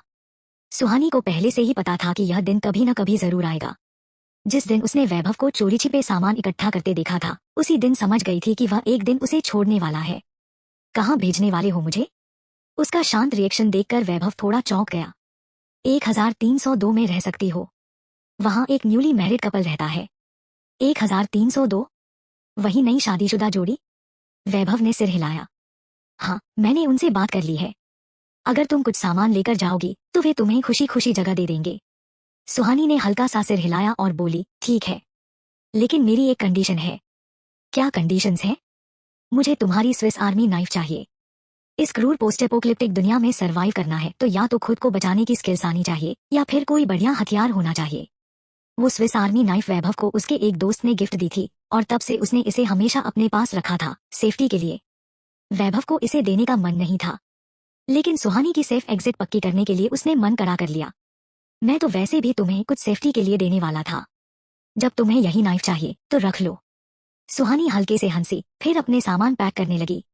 1302 की मालकिन ने अपने पति से जोरदार लड़ाई मचा दी जब उसे पता चला कि उसने एक औरत को घर में रख लिया बिना पूछे। ये हमारा घर है, तुमने किसी और को यहाँ रहने दे दिया, वो भी एक लड़की। विपुल, तुम्हारा दिमाग ठीक है? 1302 का आदमी था विपुल और उसकी वाइफ थी वंदना।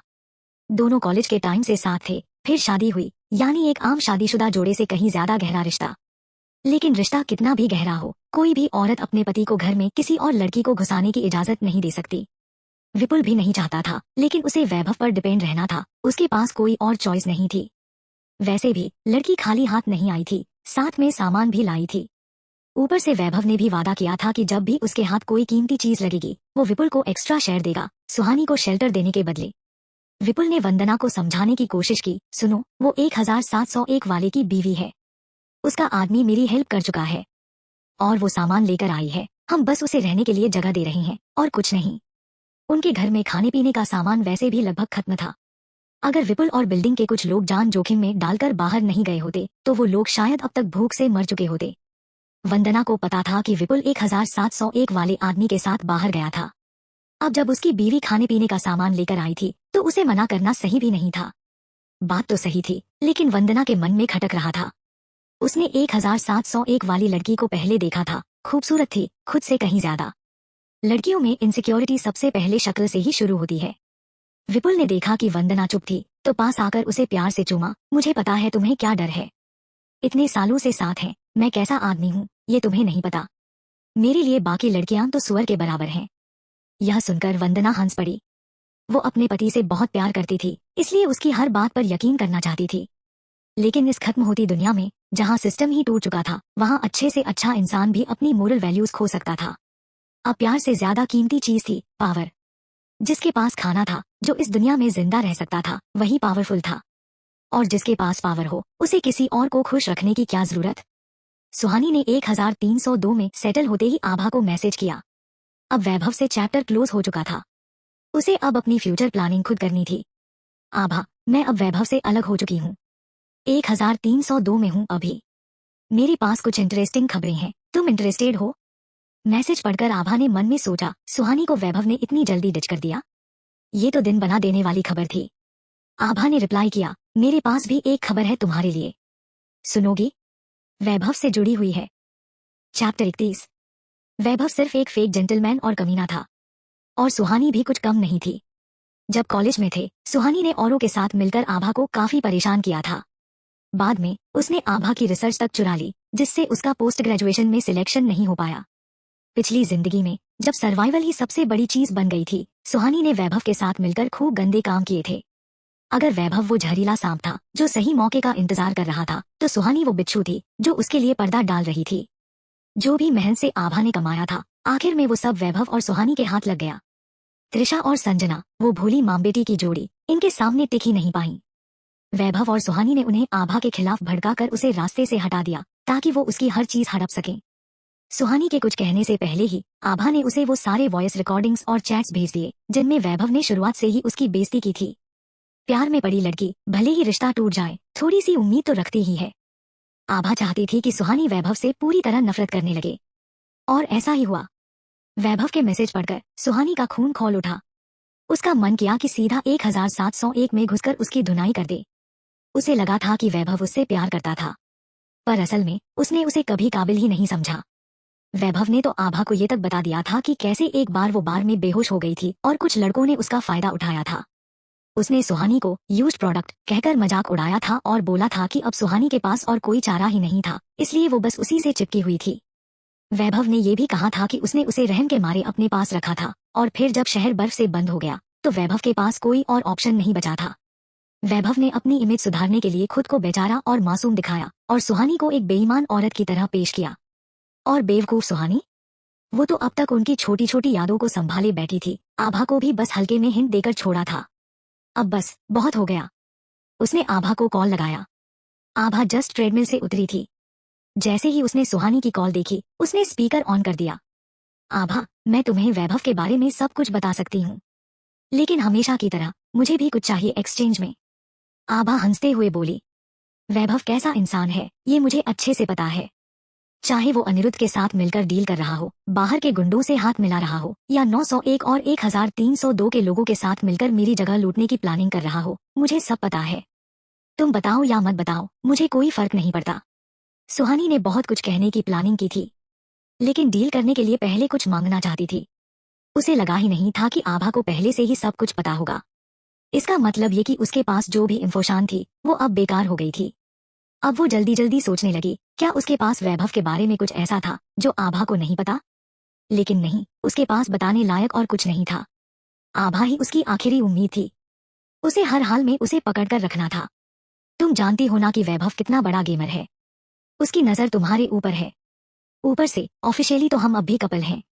उसने मुझे 1302 में सिर्फ इसलिए भेजा ताकि वो वहां के लोगों पर नजर रख सके। जब तक मैं उसके लिए फायदेमंद हूँ तब तक वो मुझे यूज करेगा। मैं तुम्हारे लिए अंदर से काम कर सकती हूँ, तुम्हें इन्फो दे सकती हूँ, लेकिन बदले में तुम्हें मेरी सिक्योरिटी की गारंटी देनी होगी और मुझे सप्लाईज देनी होंगी। ये बात कि वैभव ने सुहानी को 1302 में जासूसी के लिए भेजा था, आभा के लिए थोड़ा शॉकिंग थी, पर सोचने पर यह बिल्कुल वैभव के स्टाइल में था। वैभव हमेशा दूसरों को इस्तेमाल करता था, खुद को साफ सुथरा दिखाने के लिए। इसके लिए उसे किसी ना किसी को लोगों से कांटेक्ट बनाने के लिए आगे करना पड़ता, और इस बार 1302 उसका टारगेट था। लेकिन वो उन पर पूरा भरोसा नहीं करता था, इसलिए उसने सुहानी को वहां भेजा ताकि वो उसकी आंख और कान बनी रहे। उसकी अपनी चालें थी, लेकिन आभा भी खाली नहीं बैठने वाली थी। उसे वैभव की चालें कामयाब नहीं होने देनी थी।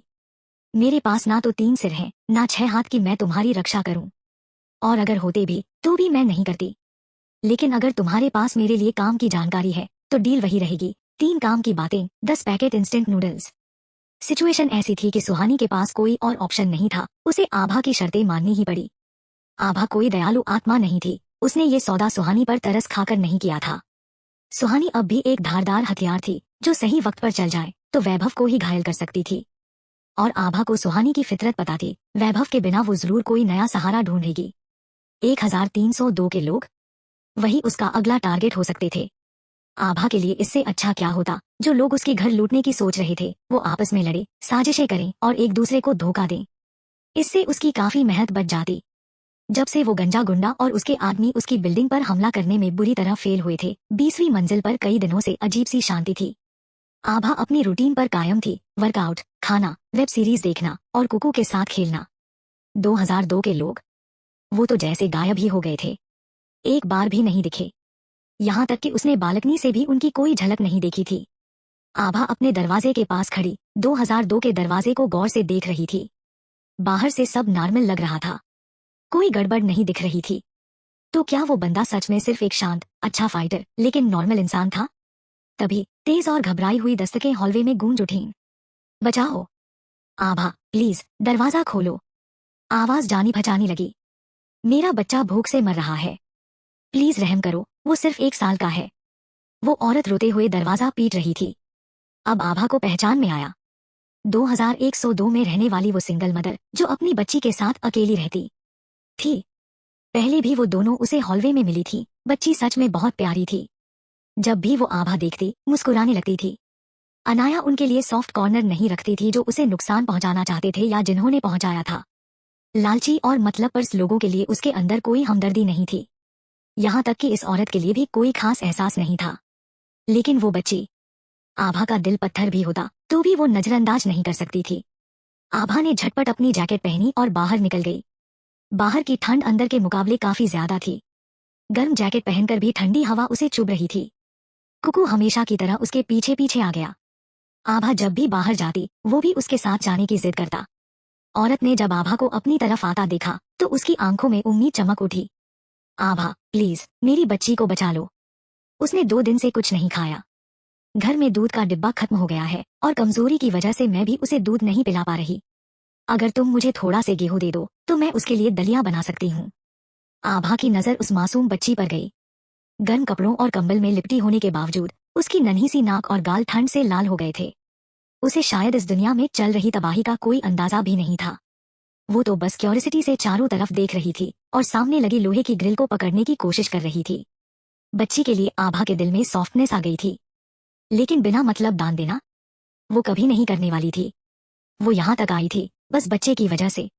मैं तुम्हें गेहूं दे सकती हूँ, आभा ने सीधा जवाब दिया। उसकी आवाज ठंडी लेकिन स्थिर थी। लेकिन तुम्हें बदले में कुछ देना होगा। औरत का चेहरा उतर गया। क्या क्या चाहिए तुम्हें? चैप्टर 32। क्या चाहिए? आभा ने बिना हिचक कहा। Gold, silver, Z, antique painting सा कुछ भी चलेगा।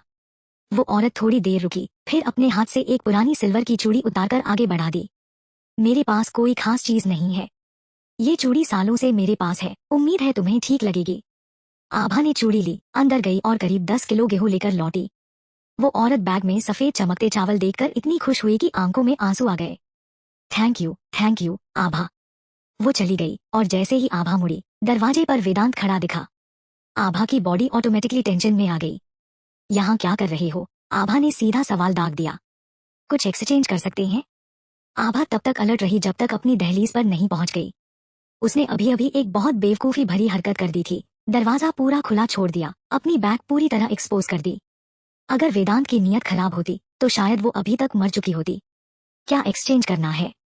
मैं तुम्हें कच्चा मीट और फ्रेश वेजिटेबल्स दूंगा, बदले में पका हुआ खाना चाहिए। 3 किलो के बदले 1 किलो। डील? आभा ने सोचा और कहा, डन। काफी दिनों से सब कुछ शांत चल रहा था। मूड अच्छा था तो उसने खुद खाना बनाने का फैसला किया। उसने ब्रेस्ट चिकन और स्टर फ्राइड पोटैटो शेड्स बनाए और हर डिश अच्छी खासी बड़ी बनाई। सारा खाना तैयार होने के बाद उसने अपार्टमेंट 2002 का दरवाजा नॉक किया। वेदांत ने दरवाजा खोला और आभा ने प्लास्टिक बैग में पैक तौल कर दिया हुआ खाना उसकी तरफ बढ़ा दिया। 5 डिशेज, हर एक 1 किलो। रुको जरा, इतना कहकर वेदांत अंदर गया मीट और सब्जियां लाने। पर उसने दरवाजा बंद नहीं किया। आभा को उसकी लाइफस्टाइल को लेकर काफी क्यूरियोसिटी थी, लेकिन फिर भी उसने अंदर झांकने से खुद को रोका। बस दरवाजे से दिखा कि अंदर कोई बड़ा सा ब्लैक मेटल फ्रेम रखा था, पर सामने से कुछ खास नजर नहीं आ रहा था। वेदांत जल्दी ही वापस आया, सामान पकड़ाया और बस थैंक्स कहकर वापस मुड़ गया। आभा ने भी बिना फॉर्मेलिटी के सामान लिया और अपने अपार्टमेंट का दरवाजा बंद कर दिया। और वैसे ही दोनों फिर से अजनबी बन गए। सामान स्टोर करने के बाद आभा आराम से डिनर एंजॉय करने बैठ गई। इस दौरान उसे एक चीज अच्छे से समझ में आ गई थी। कुकू एक 100% मीट लवर था। सब्जियों को हाथ भी नहीं लगाता। अगर उसके पास पहले से स्टॉक जमा न होता तो ये छोटा सा खाऊ अब तक उसे कंगाल कर चुका होता। जब आभा और उसका पालतू खुश होकर डिनर एंजॉय कर रहे थे, उसी वक्त नीचे अपार्टमेंट 1901 में तारा और तरुण अपने किचन की खिड़की के पास खड़े होकर बाहर से आती खुशबू को ललचाई नजरों से सूंघ रहे थे। ये सिर्फ खाने की खुशबू नहीं थी, ये गर्म ताजा खाने की एक लॉन्ग लॉस्ट फीलिंग थी। जब से बिजली और हीटिंग चली गई थी तब से उन्होंने एक भी गरम निवाला नहीं खाया था। जिन लोगों के पास जनरेटर या बैटरी बैकअप था वो फिर भी किसी तरह गुजारा कर रहे थे, पर उनके पास तो कुछ भी नहीं था। उन्होंने अपने घर का फर्नीचर तक जला डाला ताकि किसी तरह सर्दी से बचा जा सके और थोड़ा गर्म खाना नसीब हो। पर जो कुछ भी वो खा रहे थे उसे खाना कहना भी मुश्किल था। बस गर्म पानी में चावल भिगोकर थोड़ा नरम कर लेते ताकि गले से उतर जाए। सुनो, कितनी अच्छी खुशबू आ रही है। बस एक बाइट मीट मिल जाए, एक बाइट सॉफ्ट गरम चावल। तारा ने होठों पर जीभ फेरते हुए कहा। तरुण भी उसी हालत में था। भूख के आगे हर इंसान एक जैसा होता है। तरुण ने खिड़की से बाहर झांका। बर्फ की मोटी सफेद चादर चारों ओर पसरी थी। उसने एक गहरी सांस ली और धीरे से कहा, बर्फ 2 मंजिल ऊंची हो चुकी है। अब तो बाहर निकलना भी मुश्किल है। खाने पीने की चीजें या जलाने के लिए कुछ खोजने की बात तो छोड़ ही दो। जब से शहर इस बर्फीले तूफान में फंसा है, सरकार की तरफ से कोई अपडेट तक नहीं आया। हमें खुद ही कुछ करना होगा। तारा, जो एक स्कूल टीचर थी, हमेशा शांत रहती थी। इतनी मुश्किलों के बावजूद उसने एक बार भी शिकायत नहीं की थी। पति की बात सुनकर उसने बस एक ठंडी सांस ली और कहा, अगर कभी हालात इतने खराब हो गए कि या तो ठंड से मरना होगा या भूख से, तो मेरी चिंता मत करना। अगर तुम बच सकते हो तो बचना, और अगर नहीं तो एक साथ मरना भी बुरा नहीं होगा। तरुण ने अपनी पत्नी को देखा, जो पहले से काफी ज्यादा कमजोर लग रही थी, और मन ही मन एक फैसला किया। ऐसा नहीं होने दूंगा। मैं कुछ न कुछ इंतजाम करूंगा। शायद ऊपर वाले लोगों जितनी सुविधाएं ना जुटा पाऊं, लेकिन तुम्हें भूखा और ठंड में मरने नहीं दूंगा। तारा को तरुण की बातें सिर्फ दिलासा लग रही थी, इसलिए उसने हल्के से मुस्कुराकर बात खत्म कर दी। लेकिन उसी रात कुछ अनजान लोग उनके दरवाजे पर आ गए। तरुण ने तारा को कमरे में रहने और बाहर न आने के लिए कहा। बातचीत धीमी आवाज में हो रही थी, लेकिन बस एक दरवाजे की दूरी पर खड़ी तारा फिर भी उनकी बातें टुकड़ों में सुन पा रही थी। जैसे ही वे लोग चले गए, तरुण ने तुरंत तारा को अंदर बुलाया। तुमने उन्हें हमारे बालकनी से ऊपर चढ़कर आभा के घर की खिड़की तोड़ने के लिए कहा। तरुण ने सिर हिलाया। यही आखिरी ऑप्शन बचा है। हमारा खाना खत्म होने वाला है, हमें कुछ न कुछ करना होगा। उनके पास औजार और आदमी दोनों हैं। हमें बस उन्हें रास्ता देना है। अगर प्लान काम कर गया तो हमें भी खाने का हिस्सा मिलेगा। अगर ये लोग एक बार अंदर आ गए तो फिर निकाल पाओगे क्या? तारा ने कहा, अब तक कितने लोग कोशिश कर चुके हैं? क्या कोई भी ऊपर वालों को हरा पाया? हर बार या तो लोग मारे गए या घायल हुए। उस रात जो धमाके और चीखें सुनी थी, वो भूल गए क्या? हमें अभी सबसे जरूरी है कि हम अपने घर को सुरक्षित रखें। 19वीं मंजिल पर होने का फायदा है, कम से कम कुछ लुटेरे इतनी ऊंचाई तक आने की हिम्मत नहीं करेंगे। और अगर ये लोग नाकाम हो गए तो ऊपर वाले क्या हमें छोड़ देंगे? तरुण ने तारा के कंधों पर रखा कंबल और कसकर लपेट दिया और कहा, तुम ज्यादा सोच रही हो। ऊपर वाली बस एक लड़की है। वो अपनी जगह बचा ले, वही बहुत है। वो किसी पर हमला करने नहीं जाएगी। देखो, जो लोग पहले उसकी खिड़की तोड़ने गए थे, आज तक उनके साथ कुछ भी नहीं हुआ। तारा ने ठंडी आवाज में कहा, वो लोग दूसरी मंजिल पर रहते थे, हम ठीक नीचे हैं। अगर कुछ भी गड़बड़ हुई तो सबसे पहले हम ही फंसेंगे। तरुण ने लंबी सांस ली। बस, बहुत हुआ। मैं सब संभाल लूंगा। तुम आराम करो, सब ठीक रहेगा। लेकिन सच तो यह था कि तरुण पहले भी इस प्लान के बारे में सोच चुका था। पहले भी कुछ लोगों ने उससे मदद मांगी थी, ताकि वे उसकी बालकनी से ऊपर चढ़ सकें। ऊपर और नीचे के फ्लोर हमले के लिए सबसे सही जगह थे, लेकिन तब तरुण ने इनकार कर दिया था। वो तब भी थोड़ा डगमगाया था, लेकिन तारा ने उसे ऐसा करने से रोका और उसने भी उसकी बात मान ली। लेकिन जैसे जैसे दिन गुजरते गए और हालत बद से बदतर होते गए, तरुण का मन बदलने लगा। कैसे सहता वो ये सब? वो और उसकी पत्नी भूखे और ठंड से कांप रहे थे, जबकि बस एक मंजिल ऊपर कोई मजे से गरम गरम खाना खा रहा था। बस एक मंजिल का फर्क था। अगर ये प्लान सफल हो जाता तो उनकी तकलीफें खत्म हो जाती, और अगर फेल हुआ तो क्या सच में हालात इससे बुरे हो सकते थे?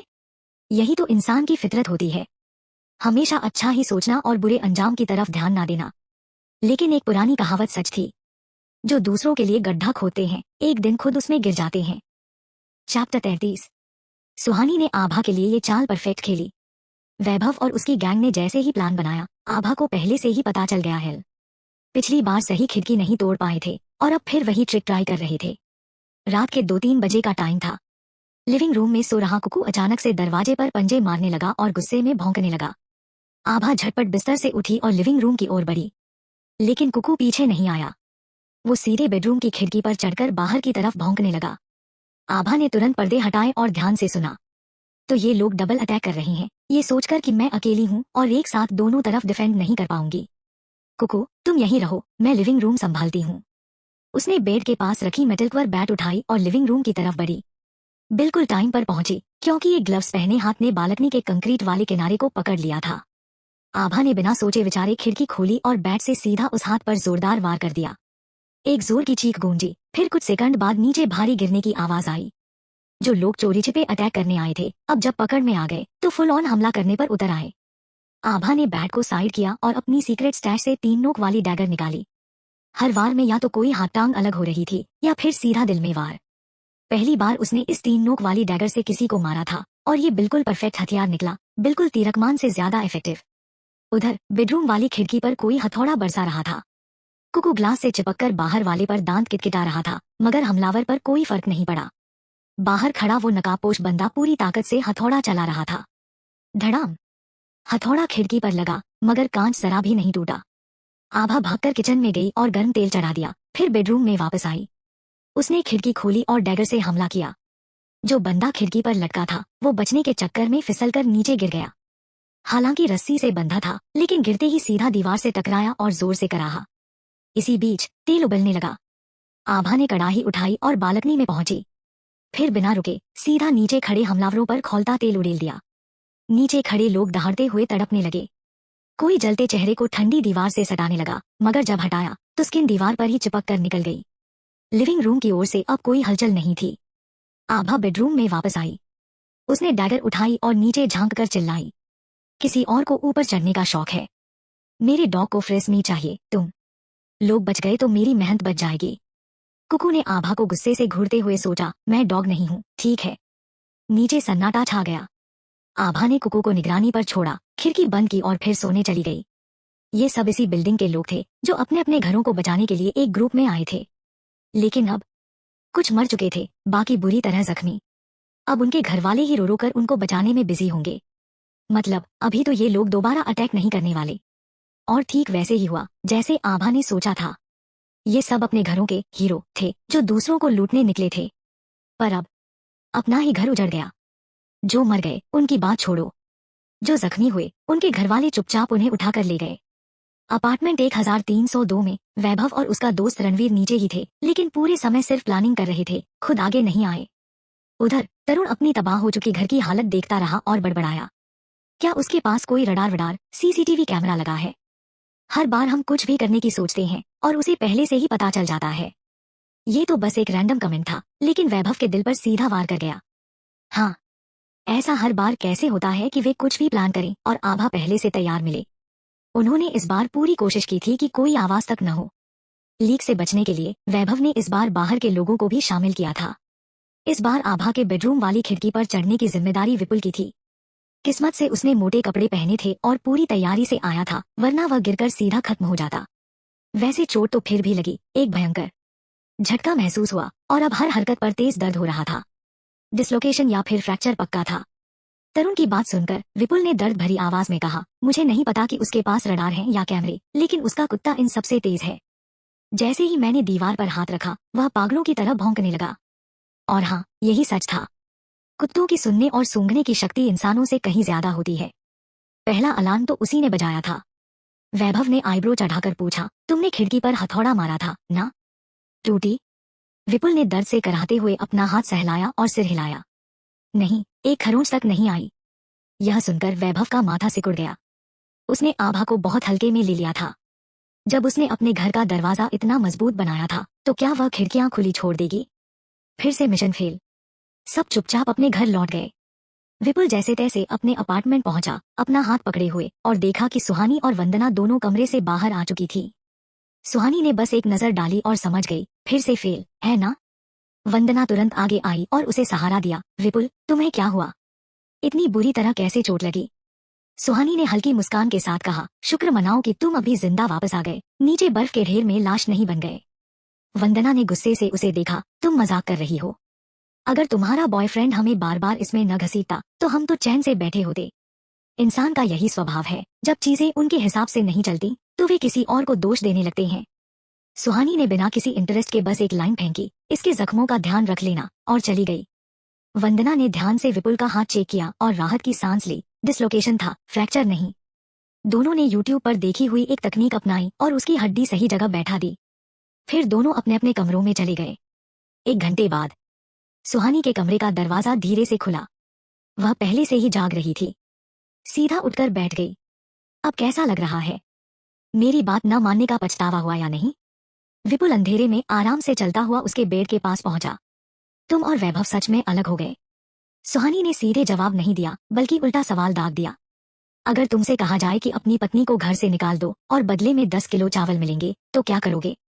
विपुल चुप रहा, लेकिन उसने भी पलटकर सवाल किया, एक ऐसा सवाल जिसका जवाब उसे पहले से पता था। तो वैभव ने सच में सिर्फ खाने के लिए तुम्हें छोड़ दिया? कमरा फिर से खामोश हो गया, लेकिन दोनों को जवाब पता था। काफी देर बाद विपुल ने धीमे से कहा, बताओ, इस अपार्टमेंट में वैभव के अलावा और कौन है जो आभा से टकरा सके? सुहानी ने हल्की मुस्कान के साथ जवाब दिया, जिसमें हिम्मत और एम्बिशन हो वह कोई भी बन सकता है। आखिर क्यों दूसरों की बची खुची चीजों से संतोष करना जब तुम खुद पूरी थाली पर कब्जा कर सकते हो? विपुल ने उसकी तरफ देखा। कमरे में अंधेरा था, लेकिन बाहर की बर्फ हल्की रोशनी फैला रही थी जो अधखुली खिड़की से छनकर अंदर आ रही थी। उस रोशनी में सुहानी की आंखें काली, चमकदार और खतरनाक लग रही थी। एक महत्वाकांक्षी लड़की जो उसकी पत्नी से कहीं ज्यादा तेज थी। चैप्टर 34। हर बार जब भी आभा किसी हमले से खुद को बचाती तो उसे बस कुछ दिनों की शांति नसीब होती। उस दिन संजना, जिसने आभा से कब से कोई बात नहीं की थी, अचानक मैसेज कर दिया। उसने कहा कि उनके डैड यशवर्धन बहुत बीमार हैं और पूछा कि क्या उसके पास सर्दी जुकाम की कोई दवा है। दवा? आभा के पास तो थी, लेकिन संजना की बात पर यकीन जरा भी नहीं, और उसे देने का तो सवाल ही नहीं था। जैसा कि उम्मीद थी, संजना को भी पता था कि आभा इतनी आसानी से भरोसा नहीं करेगी, इसलिए उसने यशवर्धन की एक फोटो भेज दी। तस्वीर में यशवर्धन कई कंबलों में लिपटा हुआ बिस्तर पर पड़ा था। चेहरा बेजान, दाढ़ी बढ़ी हुई, एकदम टूटा फूटा इंसान लग रहा था। साफ था कि उसकी हालत कुछ खास अच्छी नहीं थी।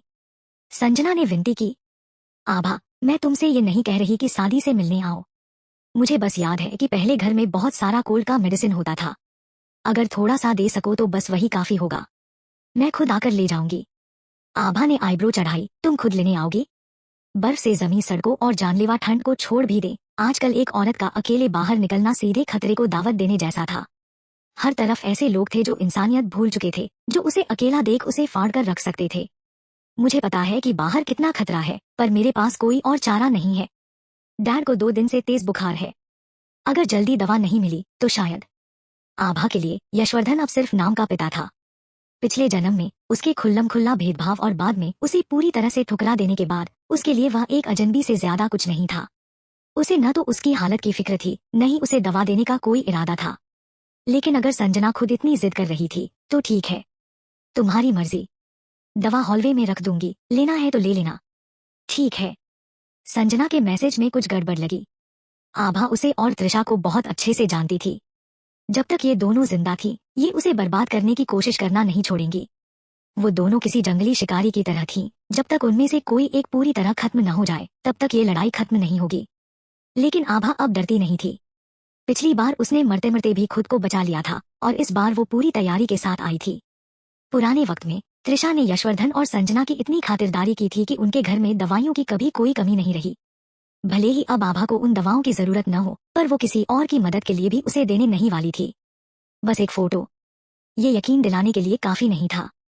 और सच कहूं तो अगर वो खुद यशवर्धन को मरते हुए देख भी लेती तो भी उसे जरा भी अफसोस नहीं होता। खून के रिश्ते, दुनिया खत्म होने के बाद इनकी कोई कीमत नहीं बची थी। संजना, जो पहले ठंड में भी स्टाइल मारना नहीं छोड़ती थी, अब पहले चाहे जितनी ठंड हो, संजना बिना मेकअप और डिजाइनर कपड़ों के बाहर नहीं निकलती थी। लेकिन आज वो एक ओवरसाइज मिलिट्री जैकेट में थी, वो जैकेट जो आमतौर पर लड़के पहनते थे। उसका चेहरा लगभग पूरी तरह से ऊन की टोपी से ढका हुआ था और उसके बाल पूरी तरह अंदर छिपे हुए थे। अगर उसका शरीर इतना छोटा न होता तो कोई पहचान ही नहीं पाता कि वो एक लड़की है। लगता था कि अब जाकर उसे असली दुनिया की सच्चाई समझ आई थी। कम से कम अब उसे खुद को बचाना तो आ गया था। लेट्स सी, तुम्हें सच में दवा चाहिए या तुम्हारे दिमाग में कोई और प्लान है? आभा ने अपने खिड़की से देखा। संजना धीरे धीरे बिल्डिंग की ओर बढ़ रही थी। जैसे ही वो अंदर घुसी, आभा ने हॉलवे में एक खाली दवा का डब्बा रख दिया। पर वो अंदर वापस नहीं गई।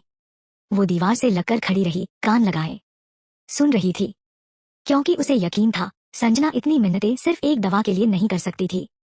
पहले कभी इतनी फिक्रमंद नहीं थी, तो अब अचानक इतनी लॉयल्टी कैसे जाग गई? कुछ तो गड़बड़ है। बिल्डिंग की लिफ्ट कब की खराब हो चुकी थी, इसलिए संजना को सीढ़ियों से ही आना पड़ा। जब वो ऊपर पहुंची तो पूरी तरह हांफ रही थी। संजना ने मजबूत लोहे के दरवाजे पर नजर डाली। उसके चेहरे पर खींच के साफ निशान थे। उसे अंदर जाना ही होगा, बस तभी वो उस इंसान से मिल सकती थी। लेकिन आज सही वक्त नहीं था, और उस बूढ़े हरामी अनिरुद्ध को छूने देने का तो सवाल ही नहीं था। संजना ने जमीन से दवाई का डिब्बा उठाया और अंदर की तरफ आवाज लगाई, आभा, दवाई ले जा रही हूँ। Thank you.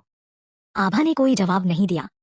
उसने बस इंतजार किया कि संजना के जाने की आवाजें पूरी तरह से खत्म हो जाए। फिर वो धीरे से दीवार के कोने से बाहर निकली। वो सच में बस दवाई लेने आई थी, लेकिन क्या उसे ये नहीं दिखा कि डिब्बा खाली था? आभा ने मन में सोचा। संजना के जाने के कुछ ही देर बाद कुसुम आंटी आ धमकी। वो भी दवाई मांगने आई थी, बिल्कुल संजना की तरह।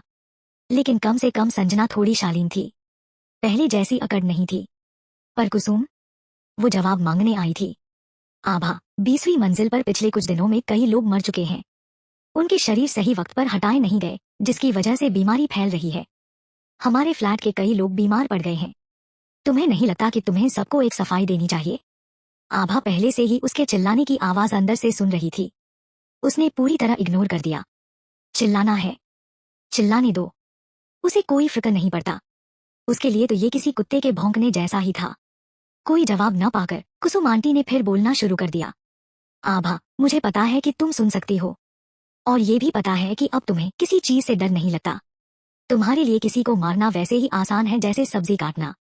लेकिन तुम एक लड़की हो, क्या तुम्हें कर्म का डर नहीं? क्या तुम नहीं डरती कि जिन लोगों को तुमने मारा वो रात में तुम्हें सताने आ जाएंगे? मैं तो एक बूढ़ी औरत हूँ, जीना जितना था जी लिया। अब मुझे किसी चीज से डर नहीं लगता। लेकिन मैं तब तक यहाँ खड़ी रहूंगी जब तक तुम बाहर आकर सफाई नहीं देती। अगर आज नहीं आई तो मैं हर रोज यहाँ चिल्लाने आऊंगी। अगर कोई बुजुर्ग होने का फायदा उठाने की मिसाल हो सकती थी तो वो कुसुम आंटी थी। उन्हें अच्छी तरह पता था कि आभा किसी को बेवजह नहीं मारती, इसीलिए वो इतनी बेफिक्र थी। वरना असली हैवानों के सामने तो उनकी आवाज घुट जाती थी। लेकिन ये छोटी मोटी जुबानी लड़ाई आभा को कोई दिलचस्पी नहीं थी। उसने सीधे अपने हेडफोन पहने और ट्रेडमिल पर दौड़ना शुरू कर दिया। अगर आंटी को ठंड नहीं लग रही तो जितना मन करे चिल्लाए, उसे कोई फिक्र नहीं पड़ता। लेकिन उसका पड़ोसी वेदांत, वो अब और सहन नहीं कर सकता था। उसने कुछ देर तक बर्दाश्त किया, लेकिन अब सब्र का बांध टूट गया। गुस्से में उसने दरवाजा खोल दिया। कुछ लोग होते हैं जिनका अकेला खड़ा होना ही डर पैदा कर देता है। वेदांत उन्हीं में से एक था। और इस वक्त उसका खराब मूड और गुस्सा उसकी ठंडी सख्त नजरों से साफ झलक रहा था। कुसुम आंटी, जो आभा के बाहर आने का इंतजार कर रही थी, अचानक वेदांत को देखकर चौंक गई। उसकी आंखों में हल्की चमक आ गई। उसे ये लड़का काफी काबिल लगता था। शायद ये उस बदतमीज लड़की आभा से ज्यादा समझदार हो। वो लोहे की ग्रिल के पास झुकी और वेदांत की तरफ मुस्कुराकर बोली, तो तुम वही 2002 नंबर फ्लैट के काबिल और नेकदिल लड़के हो? आखिरकार तुमसे मिल ही लिया। एक सलाह दूं, उस लड़की से ज्यादा मत घुलना मिलना। वो अच्छी नहीं है, दिल बिल्कुल काला है, किसी को मारने से पहले एक बार भी नहीं सोचती। ऐसे पड़ोसियों से दूर ही रहना बेहतर होता है। वैसे मैं इस सोसाइटी की कमेटी की मेंबर हूँ। पहले यहाँ की सारी समस्याओं को मैं ही संभालती थी। अब मोबाइल तो चलते नहीं, लेकिन अगर तुम्हें कभी कुछ चाहिए हो तो सीधे मेरे घर आ जाना। 602 नंबर फ्लैट है मेरा। कुसुम आंटी को पूरा यकीन था कि उसकी ये बात वेदांत के दिमाग में बैठ गई होगी। अब आगे जो भी वो करने वाली थी वो काफी आसान हो जाएगा। लेकिन वेदांत ने उसे बस ठंडी नजर से देखा और सिर्फ एक शब्द कहा, दफा हो यहां से। चैप्टर 35। तुमने अभी क्या कहा? कुसुम आंटी को लगा कि शायद उसने गलत सुना, इसलिए उसने दोबारा पूछा। अगर अभी नहीं गई तो फिर मुझसे शिकायत मत करना, वेदांत ने उसी ठंडे लहजे में दोहराया। कुसुम आंटी का चेहरा सख्त हो गया। उसके पास गालियों का पूरा भंडार था, लेकिन वह एक भी शब्द बोलने की हिम्मत नहीं जुटा पाई। असल में वह वेदांत से डर गई थी। वेदांत की ऊंचाई, उसकी बॉडी लैंग्वेज, बस वहां खड़ा होना ही काफी था किसी को डराने के लिए। कुसुम आंटी को पूरा यकीन था कि अगर वेदांत चाहे तो एक घूंसे में उसका काम तमाम कर सकता है। लोग आभा को लेकर तरह तरह की बातें करते थे, जैसे वह कोई खतरनाक इंसान हो। लेकिन आज कुसुम आंटी को पहली बार महसूस हुआ कि असली खतरा आभा नहीं बल्कि वेदांत है। उसने वेदांत को 2 बार देखा, लेकिन कुछ कहने की हिम्मत नहीं कर पाई। बिना कोई और तमाशा किए वह चुपचाप वहां से चली गई। आभा ट्रेडमिल पर दौड़ रही थी जब कुकू, उसका कुत्ता, भागता हुआ आया और उसकी पैंट पकड़कर खींचने लगा। आभा ने अपने ईयरबड्स निकाले और कुकू के साथ दरवाजे की ओर बढ़ी। वहां जो नजारा था वह बेहद संतोषजनक था। वेदांत ने सिर्फ 2-4 ठंडी लाइनों में कुसुम आंटी को चलता कर दिया था। और मजे की बात, जाते जाते आंटी ने एक भी गाली नहीं दी। आभा ने कुछ देर सोचा। पिछले कुछ हफ्तों से यह सब वैक-अ-मोल गेम जैसा हो गया था। एक के बाद एक लोग आकर उसकी सहनशक्ति की परीक्षा ले रहे थे। क्या सिर्फ इसलिए कि वह एक लड़की थी? लोग सोचते थे कि उसे डराया जा सकता है, इसलिए बार बार आकर उसकी सहनशीलता और धैर्य की सीमा को परखते थे। अब कुसुम आंटी को ही देख लो, उसे पता था कि आभा के पास बंदूक है, फिर भी वह बाहर खड़ी होकर उसे भला बुरा कहने आई थी। और वेदांत, उसे कुछ करने की जरूरत भी नहीं पड़ी। बस खड़ा हुआ, एक सख्त लुक दिया और आंटी घबरा कर चली गईं। महिलाओं के लिए यह दुनिया वाकई बहुत कठिन है, आभा ने मन में सोचा। वेदांत जब लौटते हुए आभा के दरवाजे के पास से गुजरा तो उसने एक बार बेल बजाई और वहीं खड़ा हो गया। आभा दरवाजे के पास ही थी। कुछ सेकंड इंतजार करने के बाद ही आभा ने दरवाजा खोला, यह सोचते हुए कि कोई यह न समझे कि वह सारा तमाशा देख रही थी। क्या बात है? वेदांत बिना एक्सप्रेशन के साथ बोला, फ्लू वायरस फिर से फैल रहा है, सावधान रहना। आभा ने सोचते हुए हल्का सा आईब्रो चढ़ाया। वह इतनी भोली नहीं थी कि सोचे कि वेदांत उसकी परवाह कर रहा था। असल में वेदांत यह कहने की कोशिश कर रहा था कि तुमने बाहर की गंदगी साफ करने में ढिलाई बरती है।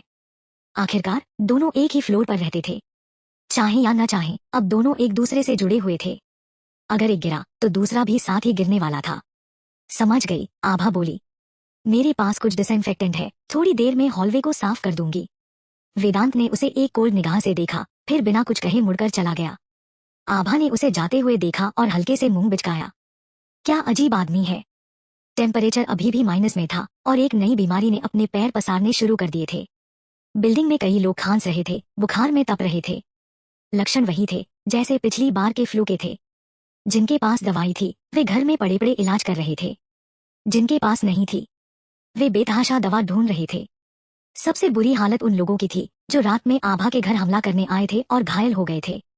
जख्म के ऊपर बुखार चढ़ जाए तो हालात और भी खराब हो जाते हैं। पहले उनके घर वाले डर रहे थे कहीं यह खबर बाहर न निकल जाए कि वे घायल हैं। अगर आभा को पता चला तो वह बदला ले सकती थी। लेकिन अब जब हालत बिगड़ती जा रही थी और अफवाहें उड़ रही थी कि आभा के पास दवा है तो सभी उसे अप्रोच करने की कोशिश कर रहे थे। कुछ लोगों को पता था कि वैभव और आभा कभी क्लासमेट्स और शायद कुछ ज्यादा थे, तो वे वैभव से दया की भीख मांग रहे थे। बाकी वे सीधे 20वीं मंजिल पर चले गए, बस इस उम्मीद में कि शायद आभा का दिल पिघल जाए। अब हॉलवे के फायर एस्केप के पास दो औरतें खड़ी थी। कई मिनटों से वे चिल्ला रही थी, आवाज दे रही थी, लेकिन आभा उसने पूरी तरह इग्नोर कर दिया। कोई और चारा न देख वो दोनों औरतें बाहर घुटनों के बल बैठ गईं, कसम खाकर कि जब तक आभा बाहर नहीं आएगी वो वहीं रहेंगी। पहले ये इमोशनल ब्लैकमेल शायद असर कर जाता, लेकिन अब आभा को इससे कोई फर्क नहीं पड़ता था। उसे तो भाव ही नहीं देना था। आधा घंटा और बीत गया। वो दोनों अब भी वही घुटनों पर थी, मगर अब चिल्लाना भी बंद कर दिया था। बाहर का टेम्परेचर -40 डिग्री से नीचे था और बिल्डिंग का गलियारा भी -20 डिग्री से कम नहीं था। इतनी ठंड में आधे घंटे से ज्यादा घुटनों पर बैठे रहना खुद में ही सजा थी। आभा ने अपनी जैकेट पहनी, केप लगाई और दरवाजा खोलकर बाहर आई। दरवाजे पर खड़े होकर उसने सीधा कहा, चाहे तुम यहाँ जमकर मर भी जाओ, मुझे कोई फर्क नहीं पड़ेगा। जब तुम्हारे हस्बैंड और बेटे मेरे घर के शीशे तोड़ने आए थे तब क्या उन्होंने सोचा था कि इसका अंजाम क्या होगा? मैं बेवकूफ नहीं हूँ जो तुम्हें दवाई दूं ताकि वो ठीक होकर फिर से मुझ पर अटैक करें। वो दोनों औरतें अब तक अपनी बात भी नहीं रख पाई थी, लेकिन आभा पहले ही सब समझ चुकी थी। कम उम्र वाली औरत लोहे के गेट को पकड़कर खड़ी हो गई, उसके होंठ कांप रहे थे। कमजोर आवाज में बोली, हम अपनी सजा भुगत चुके हैं, अब और कुछ नहीं करेंगे। पहले हमें बहका दिया गया था, लेकिन अब सच में समझ आ गया है। प्लीज मेरे हस्बैंड को बचा लो। घर में 2 छोटे बच्चे हैं, वो उनके बिना नहीं रह सकते। अगर वो मर गए तो हम तीनों भी नहीं बचेंगे। दया करो, हम सच में अब कोई दुश्मनी नहीं करेंगे। आभा का चेहरा ठंडा ही रहा। तो तुम्हारे परिवार को बचना है, इसलिए तुम मेरे घर का सामान लूटने चले आए? और मैं सिर्फ इसलिए कि मैं एक लड़की हूँ, क्या मुझे लूटना तुम्हारा हक बन गया? जिस रात तुम्हारा हस्बैंड और उसके साथी मेरे घर घुसने आए थे तब क्या तुमने एक बार भी सोचा था कि मैं भी इंसान हूँ, कि मेरे साथ गलत हो रहा है? कमजोरी कोई बहाना नहीं होती। अगर किसी के अंदर गलत करने का जरा भी ख्याल आता है तो उसे उसके नतीजे झेलने की भी हिम्मत रखनी चाहिए। और अगर मैं गलत नहीं हूँ तो ये पहली बार नहीं था जब वो मेरे घर पर अटैक करने आए थे, है ना? जब वो दूसरे घर लूटने जाता था तब क्या तुमने सोचा था कि वो घर भी किसी का परिवार था, कि उन्हें भी जिंदा रहना था? वो औरत बस खामोश आंसू बहाती रही। आभा ने एक भी झूठ नहीं कहा था। उसका हस्बैंड पहले भी कई घर लूट चुका था, हमेशा वही घर जो अकेले रहने वाले बुजुर्ग या कमजोर लोगों के थे। जब भी वो चोरी करके सामान लाता ये औरत बस खुश होती थी। कभी ये नहीं सोचा कि जिनसे छीना गया उनका क्या हुआ होगा। उस रात जब हस्बैंड ने कहा था कि आज एक बड़ी डील है, उसके बाद कोई कमी नहीं रहेगी, तो ये खुद भी उतनी ही खुश थी। उसने खुद कहा था, इस बार थोड़ा समझदारी से करना, जितना ले सकते हो उतना ले आना। लेकिन उसे क्या पता था कि उसका हस्बैंड एक कटी हुई बांह लेकर लौटेगा। उसका हाथ काट दिया गया था। मुझे माफ कर दो, वो औरत फूट फूट कर रोने लगी। हमने बहुत बड़ी गलती कर दी। अब वो पहले जैसा नहीं रहा। उसका हाथ चला गया, घाव बुरी तरह से सड़ गया है। अब वो कुछ कर भी नहीं सकता। बस उसकी जान बचा लो, मैं तुम्हारे आगे सिर झुकाती हूँ। वो बोलते बोलते सच में जमीन पर सिर पटकने लगी। लेकिन आभा, उसे फर्क ही नहीं पड़ा। जो बोलना था वो बोल चुकी थी। अब वो रहें या जाएं, ये उनकी दिक्कत थी। अगर ठंड में जमकर मर भी जाएं, तो वो बिना पलक झपकाए लाश बाहर फेंक देगी, गलियारा साफ करके वापस अपनी जिंदगी में लग जाएगी, बिना किसी गिल्ट के। वो दरवाजा बंद करने ही वाली थी कि दूसरी उम्रदराज औरत बोल पड़ी। मेरा बेटा फंस गया था। उसे पता ही नहीं था कि बड़ा हाथ मारने का मतलब तुम्हारे घर पर अटैक करना था। उसने कुछ नहीं किया, बस वहां खड़ा था। वो मासूम है, तुमने उसके चेहरे पर गरम तेल डाल दिया। मैं इसका कोई गिला नहीं कर रही। बस प्लीज उसे थोड़ी दवाई दे दो। पैसे या सामान जो चाहिए ले लो, लेकिन प्लीज उसकी हालत और मत बिगाड़ो।